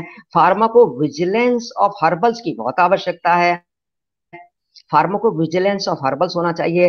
जिस फार्माको विजिलेंस ऑफ हर्बल्स में जो जनरल स्टोर हैं उनको हर्बल बेचने की मान्यता नहीं होनी चाहिए, परमिशन नहीं होनी चाहिए। तो ये बहुत सारी चीजें हैं। ये हमारा जो हमारा ड्रग कंट्रोल डिपार्टमेंट है उस लेवल पे काम चलना चाहिए। हमारा जो फार्मेसी एजुकेशन कंट्रोल करता है पीसीआई, इनके लेवल पे काम बहुत अच्छे लेवल पे करने की आवश्यकता है। सारे इंडस्ट्री पीपल बैठे हैं, सारी एसोसिएशन है, हमारी 5 फेडरेटिंग एसोसिएशन हैं, आईपीसीए के अंतर्गत जो आती हैं वो बैठ के, तो फार्मेसी का एक बहुत बड़ा प्रमोशन जिसको कहते हैं, अवेयरनेस की जरूरत है। फार्मेसी के अवेयरनेस भी की जरूरत है, फार्मेसी के ऊपर रिसर्च की जरूरत है, फार्मेसी के ऊपर एजुकेशन करने की जरूरत है, और तो ये सारी चीजें मिलके ही फार्मेसी को ऊंचा ले जा सकती है। इसको बहुत ज्यादा है फार्मेसी में, नो डाउट, इसको हमें बढ़ाना चाहिए इन सब तरीके से। थैंक यू जी, thank you so much sir, thank you so much. इसी के लिए मैं 1 मिनट और इंटरप्ट करूंगा सर, सॉरी, मैं बार बार interrupt, I am very sorry. It's okay sir. मैं नवीन सर से भी रिक्वेस्ट करूंगा और सभी पैनलिस्ट से भी रिक्वेस्ट करूंगा, आप एक टेबुलर फॉर्म में अगर भेज सके, मेल कर सके, I will be grateful to you, कि what should be the subject which should be eliminated and why, and what other subjects we can inculcate. तो हम कमिटीज को भी ये चीज भेज देंगे, तो हो सकता है आपके बहुत सारे वैल्यूएबल सजेशंस हैं वो हमारे काम आ जाए। So I request. Thank you जी सर। बिल्कुल बिल्कुल सही sir, doctor Pannu sir, thank you so much. Next question के लिए पूजा मैम। मेरा नीरज सर से ही है। सर जिस तरह से प्राइवेट कॉलेजेस बहुत खुल गए हैं इंडिया में, जैसा कि प्रोफेसर सतीश ने बताया कि प्रीवियसली सिर्फ 19 इंस्टीट्यूट होते थे जो फार्मेसी कोर्स करवाते थे। अब मोर देन 2000 इंस्टीट्यूट्स हैं इंडिया में जो फार्मा कोर्स रन करते हैं। अभी पीसीआई ने थोड़ी सी बाउंडेशन लगाई है, तो ये जो न्यू इंस्टीट्यूट्स हैं वो खुलने थोड़ा सा बंद हुए हैं। थोड़ा सा बाउंड्री जो बाउंडेशन है वो अभी लगी है, अदरवाइज तो खुलते रहते हैं। एडमिशंस बहुत अच्छी।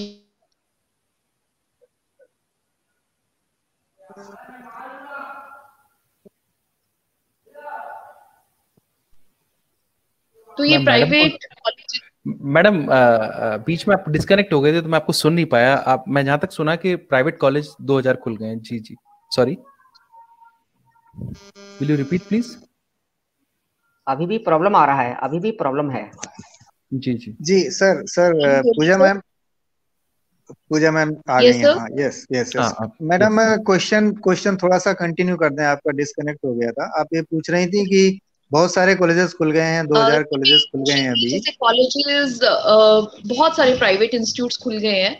अभी पीसीआई ने थोड़ी सी बाउंडेशन लगाई है मॉरिटोरियम के थ्रू कि अभी न्यू कॉलेजेस 2025 तक न्यू इंस्टीट्यूट्स को अप्रूवल नहीं मिल रहे हैं। जो ऑलरेडी एग्जिस्टिंग है उनको हम अपग्रेड कर सकते हैं, या उन स्टेट्स में जहां पर 50 कॉलेजेस से कम कॉलेजेस हैं तो उस स्टेट में न्यू कॉलेजेस खुल रहे हैं, वहां पर हम खोल सकते हैं। तो सर ये प्राइवेट कॉलेजेस जिस तरह से बहुत सारे प्राइवेट कॉलेजेस हो गए हैं, इसके कुछ नेगेटिव इम्पैक्ट्स हमारे एजुकेशन सिस्टम पर?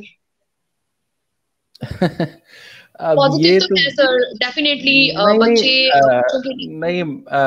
पॉजिटिव और नेगेटिव एस्पेक्ट्स तो एक तरह से हम लोग तो नहीं इसको डिसाइड कर सकते, बिकॉज आप किसी को रोक भी नहीं सकते हो कि if you want to open an institute, if you had a good vision और गुड एम, तो आप डेफिनेटली खोलोगे।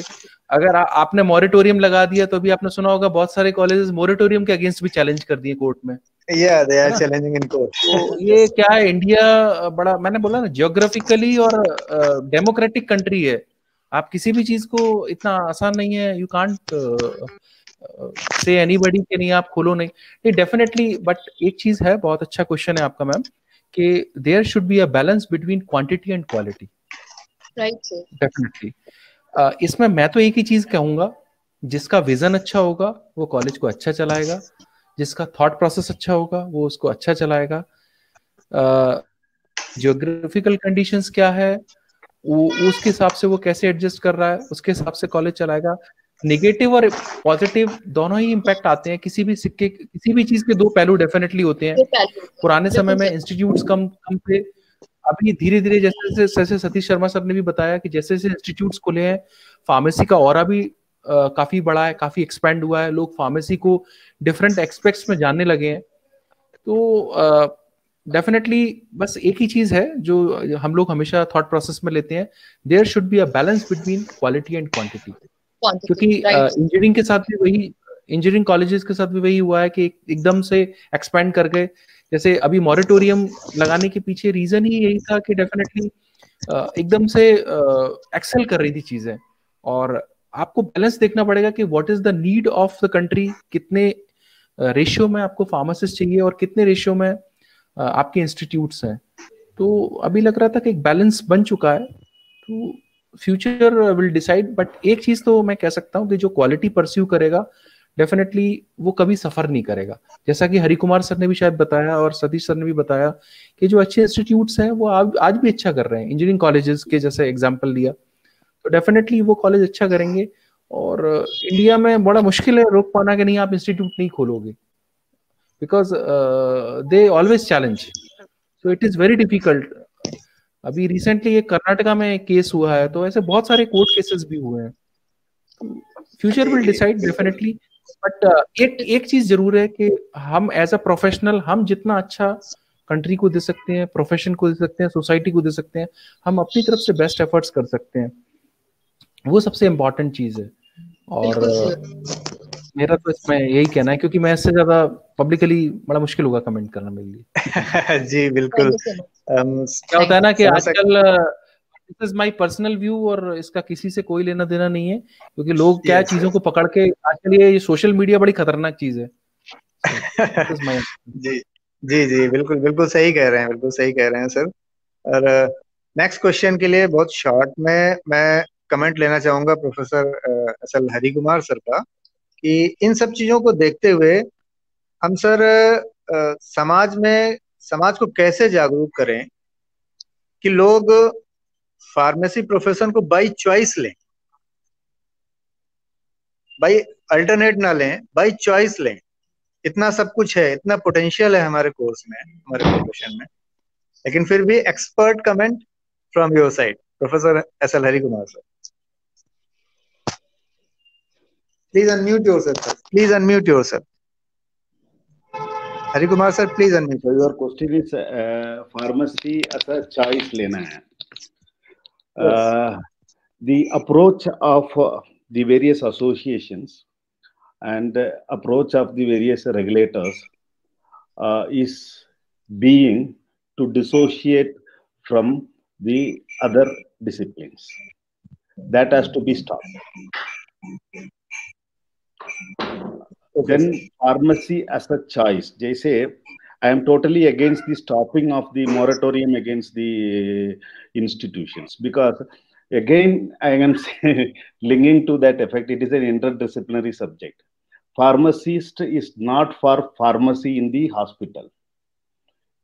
They are having a huge area to serve, to create, to enter into that. Interdisciplinary is not in the subject, it is in the profession, it is in the job opportunity.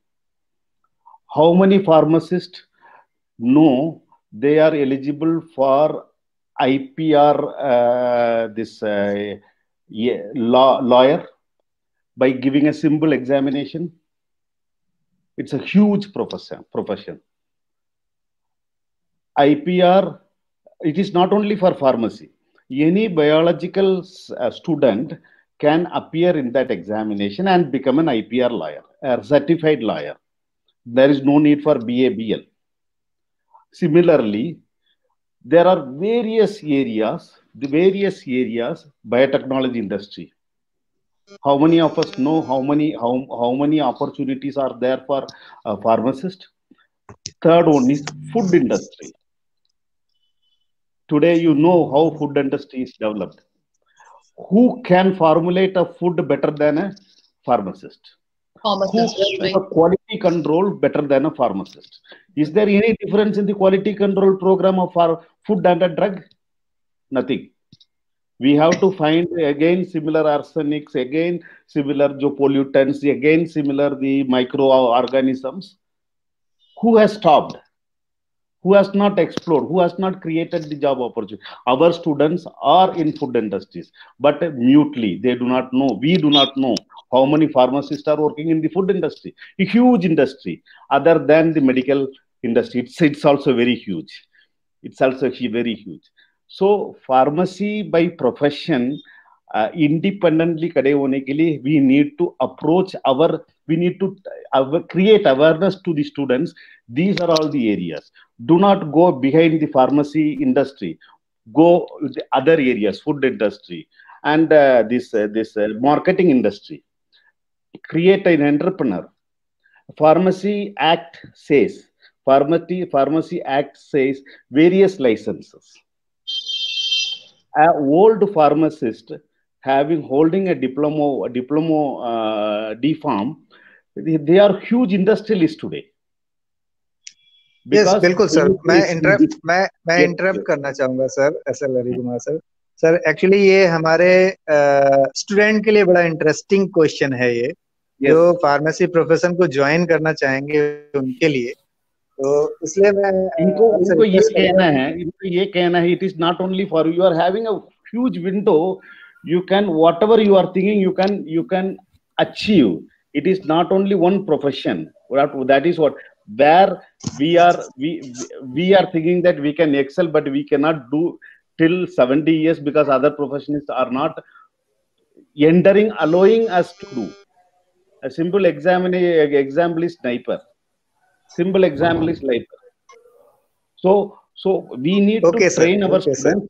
We need to train our students that we are very good quality controllers. We can do all the options, and in syllabus also we can do that.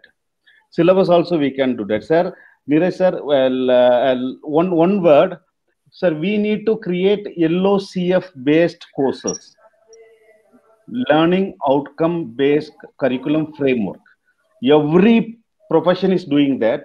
We need to create that, because our students, our universities, our institutes has to be graded in order to get the program, the degree up to the universal level, international level. We need to go into that line. We cannot do in isolation. So we need to work on that also. Pharmacy, we have to create the LOCF. No other person can create. Otherwise, what will happen? AICTE will give the accreditation. AICTE tomorrow says without LOCS we will not accredit you. So there may be other problems.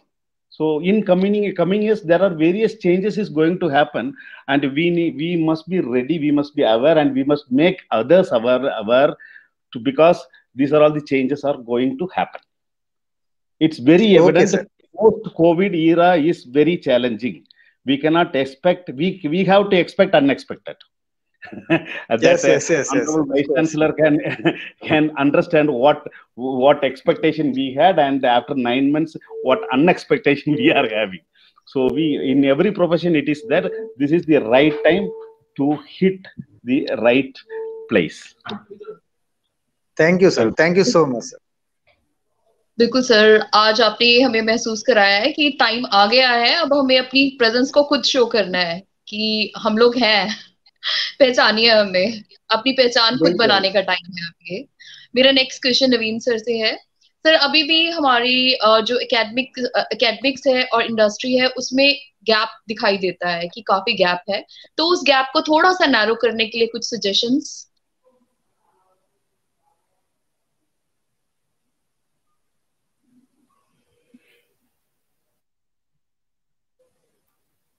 Sir, please unmute yourself. Dr. Naveen, sir, please unmute yourself. Ma'am, मेरा ये मानना है कि हमें industry के जो industrialist हैं उनको अपने इंस्टीट्यूशन के लेवल पे उनको इन्वॉल्व करना पड़ेगा। कुछ बहुत सारे इंडस्ट्रियलिस्ट हैं जिनके गेस्ट टॉक हो सकती हैं, वर्कशॉप्स हो सकती है। मैं एक बार B.Pharm फाइनल ईयर के बच्चों के साथ इंटरेक्ट कर रहा था, एंड आई वाज शॉक्ड कि उनको बेसिक्स जो है, जो उनकी इंडस्ट्री की रिक्वायरमेंट है, वो नहीं मालूम थी।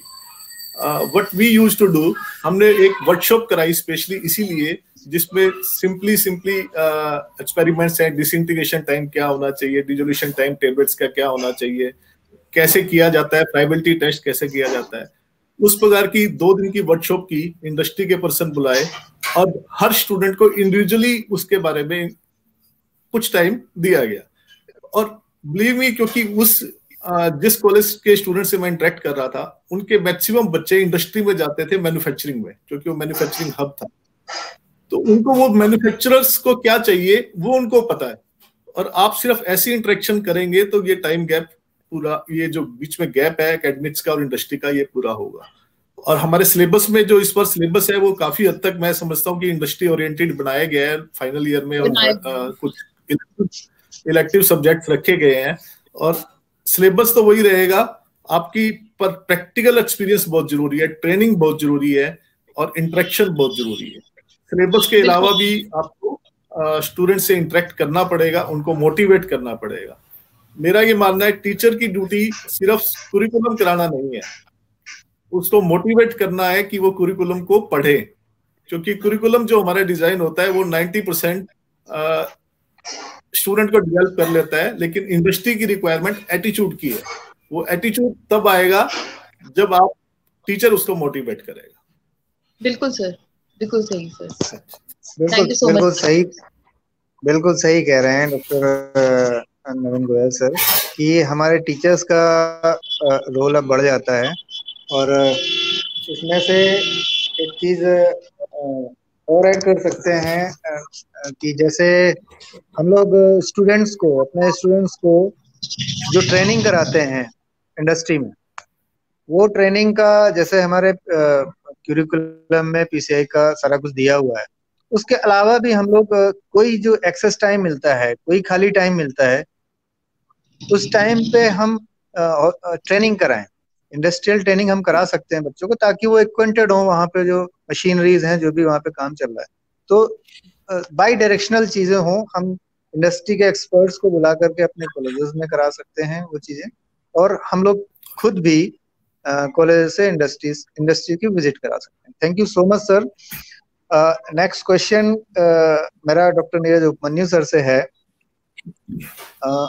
वो एक अभी मैं एक्चुअली सर मैं कहीं न्यूज पढ़ रहा था, I don't know whether source उसका क्या है, सही है या नहीं है, बट कुछ मेरी नजर से गुजरा, तो अब आप सीनियर हैं तो मैंने आपसे पूछना उचित समझा इस फॉर्मल लोग के मन से। ये अभी मैंने पढ़ा कि एक कम्युनिटी हेल्थ वर्कर या कम्युनिटी हेल्थ ऑफिसर करके कोई अथॉरिटीज एक कोर्स कोई डेवलप करना चाह रही हैं, जिसका मोटो ये है कि जो हमारा रूरल एरिया है जहाँ पे डॉक्टर्स अवेलेबल नहीं है, वहाँ पे प्राइमरी हेल्थ केयर के लिए। तो मेरा क्वेश्चन आपसे ये है कि एक ऐसा नया कोर्स, वो भी मैंने पढ़ा कि वो बीएससी कम्युनिटी हेल्थ केयर ऐसे करके कुछ बनाना चाह रहे हैं, और हमारा जो फार्मेसी का कोर्स है वो ऑलरेडी इतना एलेबोरेटेड है कि जिसमें चाहे कम्युनिटी हेल्थ हो या इंडस्ट्री हो या हॉस्पिटल हो, बहुत सारा नॉलेज है और बहुत सारा हम लोग इसमें करते हैं डिफरेंट लेवल पे। तो इसमें अथॉरिटीज को ऐसा क्या करना चाहिए, या ऐसे कैसे हम लोग कुछ कर सकते हैं कि जिससे कहीं ना कहीं हमारे फार्मासिस्ट को ये प्राइमरी हेल्थ केयर में कुछ अथॉरिटी मिल सके कुछ काम करने की। Doctor Neeraj sir please. नहीं, मुझे इस टाइप के कोर्स की कोई जानकारी नहीं है, टू बी वेरी फ्रैंक। मैंने इस बारे में कोई न्यूज़ अभी तक नहीं पढ़ी है। और जहाँ तक फार्मासिस्ट के लिए बात है, तो अभी आपने रिसेंटली एक लेटर पढ़ा हुआ गवर्नमेंट का कि कोविड वैक्सीनेशन के जो शॉट्स दिए जाएंगे, उस शॉट्स में हेल्थ केयर वर्कर में उन्होंने फार्मासिस्ट को भी इंक्लूड किया है। Yes yes. तो धीरे धीरे आएगा।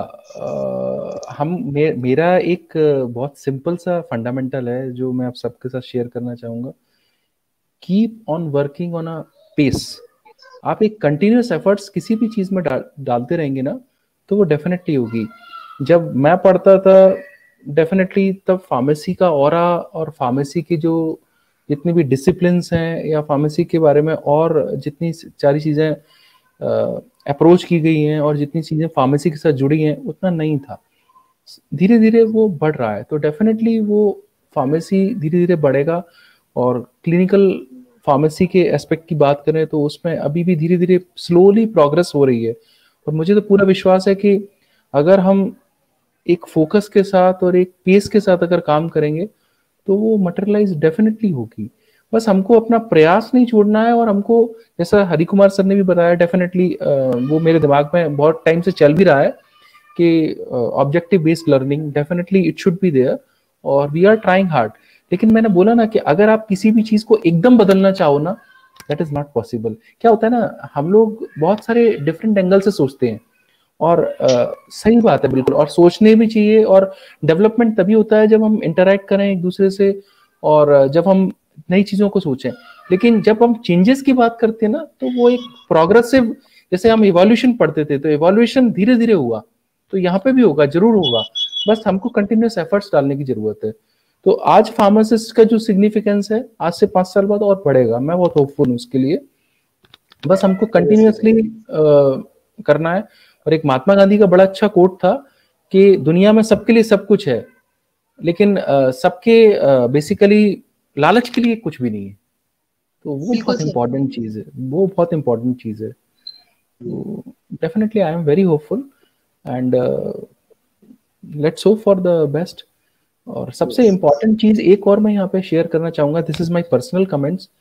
अभी तो हमारे लिए एक चैलेंजेस फार्मेसी से बड़ा ये है कि जब बच्चा फार्मेसी करने आ रहा है, तो वो स्कूल लेवल की एजुकेशन क्या लेके आ रहा है, वो एक बहुत बड़ा चैलेंज है। 2 साल तो उसको स्कूल से ट्रांसफॉर्म करने में लग रहा है।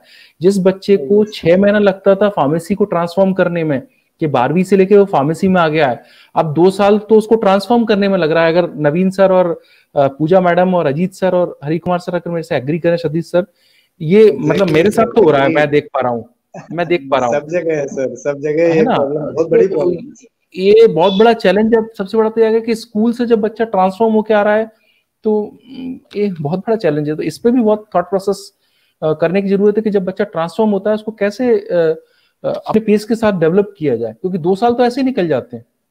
बिल्कुल sir.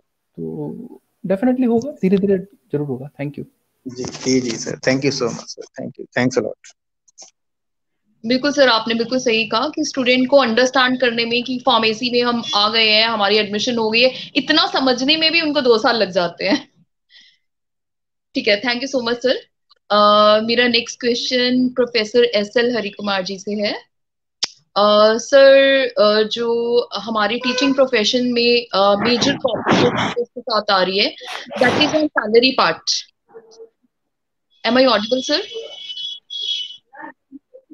Yes, yes, yes you madam, are you are audible. Audible. That is on a salary Yes, part you are sir. audible. तो अभी कोविड और पैंडेमिक के टाइम में भी बहुत सारे इंस्टीट्यूट्स हैं जिन्होंने सैलरीज रिलीज नहीं की हैं अपने स्टाफ को। कई इंस्टीट्यूट्स ने हाफ सैलरीज दी हैं, किसी ने कुछ परसेंटेज सैलरी का डिडक्ट कर लिया है। कुछ इंस्टीट्यूट्स तो अभी भी ऐसे हैं जिन्होंने बिल्कुल भी रिलीज नहीं की हैं अपनी salaries.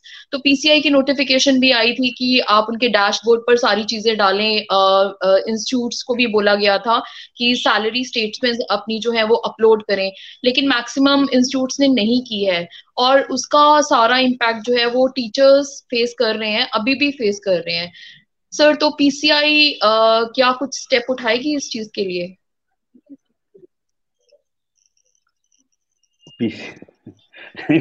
It's a question sorry sorry sorry to intervene, sorry to intervene. असल हरि कुमार सर, इसमें मैं एक सजेशन जोड़ना चाहूंगा पूजा मैम के क्वेश्चन के साथ में कि जैसे हमारी गवर्निंग बॉडी है फार्मेसी काउंसिल ऑफ इंडिया, तो क्या हम आपकी तरफ से सजेशन चाहेंगे कि इस सैलरी ट्रांजैक्शन के रिगार्डिंग क्या कुछ पीसीआई कर सकती है कि जैसे मैनेजमेंट से कॉलेजेस से सैलरी पीसीआई ले और पीसीआई अपने एंड पे, या वो कुछ ऐसा सिस्टम बनाए कि जैसे यूनिवर्सिटीज हैं वो अपने एंड से फैकल्टी के अकाउंट में जाए। मैडम कुछ ऐसा पूछना चाह रही हैं। जरूर हो सकता है, आज वो हो रहा है। हम रिसेंटली एक इम्पोर्टेंट इंफॉर्मेशन देता हूं। रिसेंटली जो मिनिस्ट्री ऑफ एजुकेशन ने और डिफरेंट मिनिस्ट्रीज, उन्होंने अपने लोगों का तनख्वाह सैलरी आरबीआई ने डलवाया है, रिजर्व बैंक ऑफ इंडिया ने डायरेक्टली डलवाया है। समझ रहा है व्हाट आई एम स्पीकिंग? जी जी जी जी बिल्कुल। It is in the month of October onwards, ministry is not giving the salary. Reserve Bank of India is giving the salary. Why it cannot be done? It can be done, but lot of because India is a democratic country, and the act and various statutes does not allow to do that. Am I right, sir? Neeraj sir, the act. Absolutely. The association, the memorandum of association, the societies, and these will not allow to interrupt. The council, statutory councils cannot allow to interrupt with the operation of a society.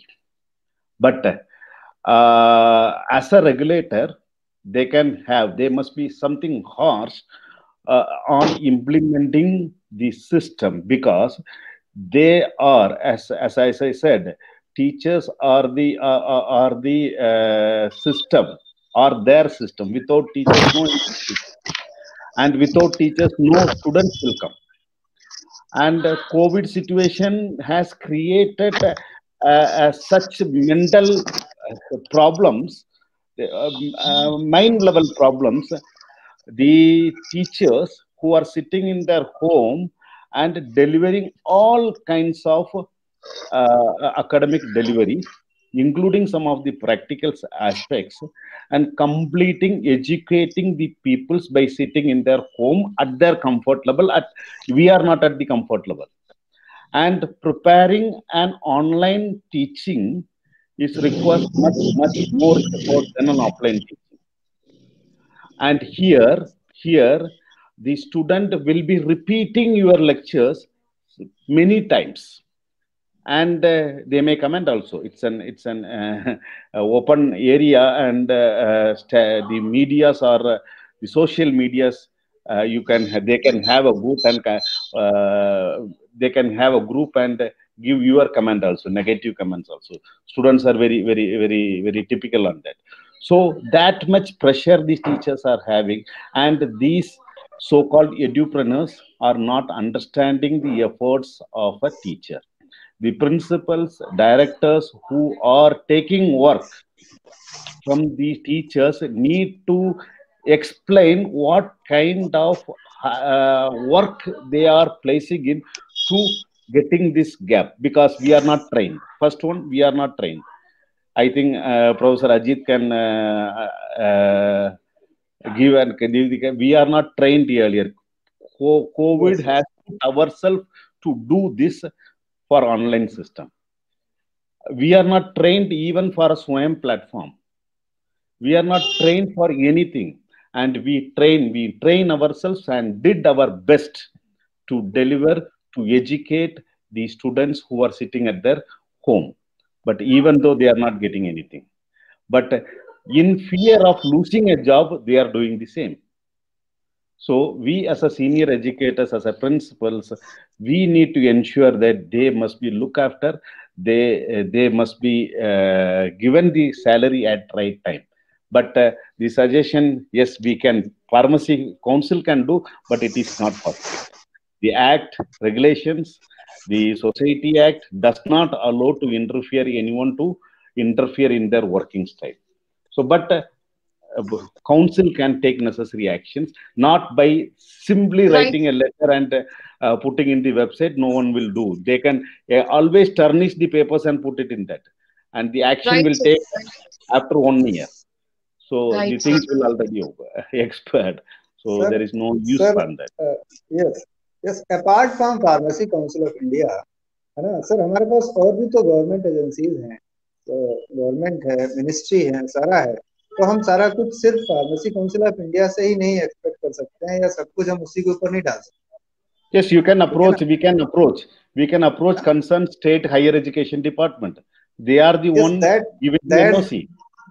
Yes, that like that comment we are expecting from you, sir. What are the various ways by which we can approach different agencies, है ना? कहाँ से ऐसा कुछ हो सकता है? सारा कुछ के लिए हम सिर्फ PCI पे ही क्यों ना कह सकते हैं, सब PCI करे. PCA को हम we cannot blame that. We cannot blame PCA. PCA is आपका अप्रोच किया है. एक बात बोलना चाहूंगा सर इस प्लेटफॉर्म पे एक ही बात बोलना चाहूंगा, जब तक हम खुद ईमानदार नहीं होंगे ये सब चलता रहेगा बस. That is why I indicate that. खुद ईमानदार, खुद हमें अपने इनर सेंस में जब तक हम खुद ऑनेस्ट नहीं होंगे ना, जब तक हम अपनी ऑनेस्टी को और अपने एग्जिस्टेंस को एक रिस्पेक्ट नहीं देंगे, तब तक कुछ नहीं होने वाला. Endless discussion will be there, but हमको खुद ऑनेस्ट होना पड़ेगा और एक ज़ील पैदा करनी पड़ेगी अपने अंदर. Yes, I have to do that. मैंने बड़ी मेहनत से पढ़ाई की है, मुझे ये करना है, बट वो अंदर आ नहीं पा रही है. वो जिस दिन आ जाएगी ना, definitely. We fear right time हमें अपनी प्रेजेंस दिखानी पड़ती है कभी ना कि अब ठीक है. If you are initiating action against any organization, it took 2 hours, 2 years to implement that. It will not happen in next day or next month. So many years will go. The action, if you are writing a letter, the action cannot be taken place. But immediate answer is, yes, rightly said, we must be honest to give, to take against and recommend the organizations to pay the salary in time. Okay, sir. Yes, sir. Thank you so much, sir. Thank you doctor SL Hari Kumar sir, thank you doctor Neeraj Upmanyu sir. बहुत अच्छा discussion रहा और बहुत detail में हुआ। मुझे बड़ी खुशी हो रही है कि 1 घंटे के बजाय 144 मिनट्स हो चुके हैं अभी। बस बहुत शॉर्ट में मैं सिर्फ 60 सेकंड में सभी ऑनरेबल पैनलिस्ट को देना चाहूंगा। 60 सेकंड में कोई मैसेज, कोई जो कुछ रह गया हो, जो कुछ भी कहना चाहता हो, तो 60 सेकंड में अपनी बात को कह दें please. Each and everyone please. कुछ और ऐड ऑन करना चाहता है कोई? Yes, I will start with that. Pharmacy is a noble profession. उसमें कुछ ऐड ऑन करने की जरूरत है. Towards we are moving into 21st century, digital era.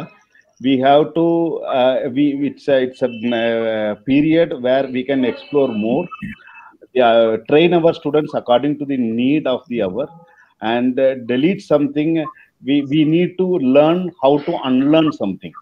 So if you do that, this profession will glorify in the coming next in this century. This is the only profession will glorify in this century if we made some changes in by regulation, not by individual institute, by regulation. Thank you. मैं तो एक ही चीज कहना चाहूंगा कि हर teacher को साल में या 2 साल में प्लान करके इंडस्ट्री जरूर जाना चाहिए और इंडस्ट्री में क्या चल रहा है ना वो जरूर समझना चाहिए। उससे बहुत अच्छा कैटर कर सकते हो बच्चों को कि इंडस्ट्री की नीड क्या है। सबसे पहले आप अगर कस्टमर की नीड को समझेंगे तभी तो आप उसको दे पाएंगे। तो teacher, I with due regards to all the respected teachers, मैं तो यही बोलूंगा कि जब भी मौका लगे जरूर आप इंडस्ट्री जाइए। 10 दिन, 5 दिन, 15 दिन, 20 दिन गुजारिए, इंडस्ट्री की नीड को समझिए और उसके हिसाब से बच्चों को कैटर करिए, उनको ट्रेन करिए। सबसे इंपॉर्टेंट चीज जो आज सर ने भी बोला कि सबसे इंपॉर्टेंट चीज है, हम ट्रेनिंग पार्ट में कहीं ना कहीं लैग कर रहे हैं और उसको बहुत स्ट्रेंथन करना चाहिए। फार्मेसी को अगर और ज्यादा आगे बहुत अच्छे ढंग से ले जाना है ना तो ट्रेनिंग पार्ट को डेफिनेटली हमको स्ट्रेंथन करना पड़ेगा। मेरी तरफ से यही कहना है। Thank you. और कोई भी वंडर्स नहीं कर सकता है। ये कहना चाहूंगा। जी सर, नीरज सर कुछ कंक्लूड कर रहे थे। सर कोई भी वंडर्स नहीं कर सकता है जब तक आपके अंदर, मैं फिर यही बोलूंगा, स्वयं के अंदर जब तक उस चीज को करने की ज़ील नहीं हो। काउंसिल क्या करेगी, डिफरेंट ऑर्गेनाइजेशंस क्या करेगी, हम क्या करेंगे? हम एज अ इंडिविजुअल हम भी तो पढ़े हैं उस प्रोफेशन के लिए, हम कितना कंट्रीब्यूट कर रहे हैं, वो इम्पोर्टेंट चीज है।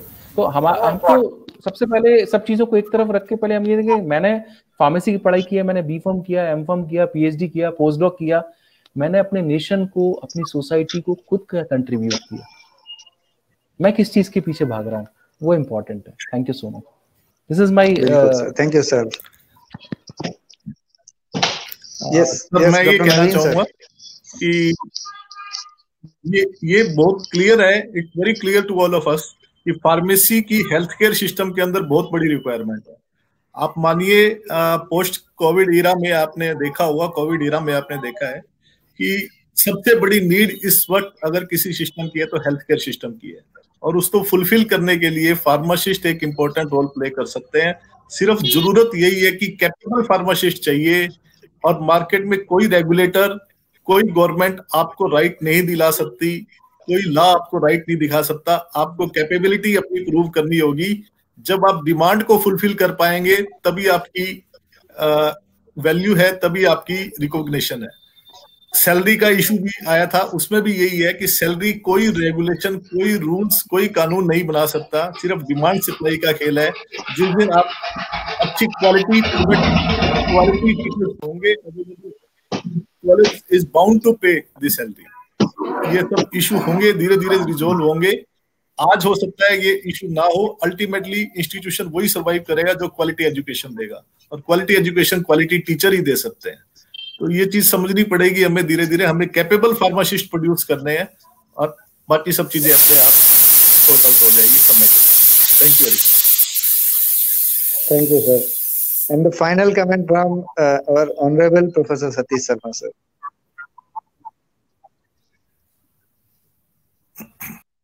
With due permission of all the panelists, रख 2-4 कदम ही मगर तबीयत से, रख 2-4 कदम ही मगर तबीयत से, कि मंजिल खुद ब खुद तेरे पास आएगी। रख 2-4 कदम ही मगर तबीयत से, कि मंजिल खुद ब खुद तेरे पास आएगी।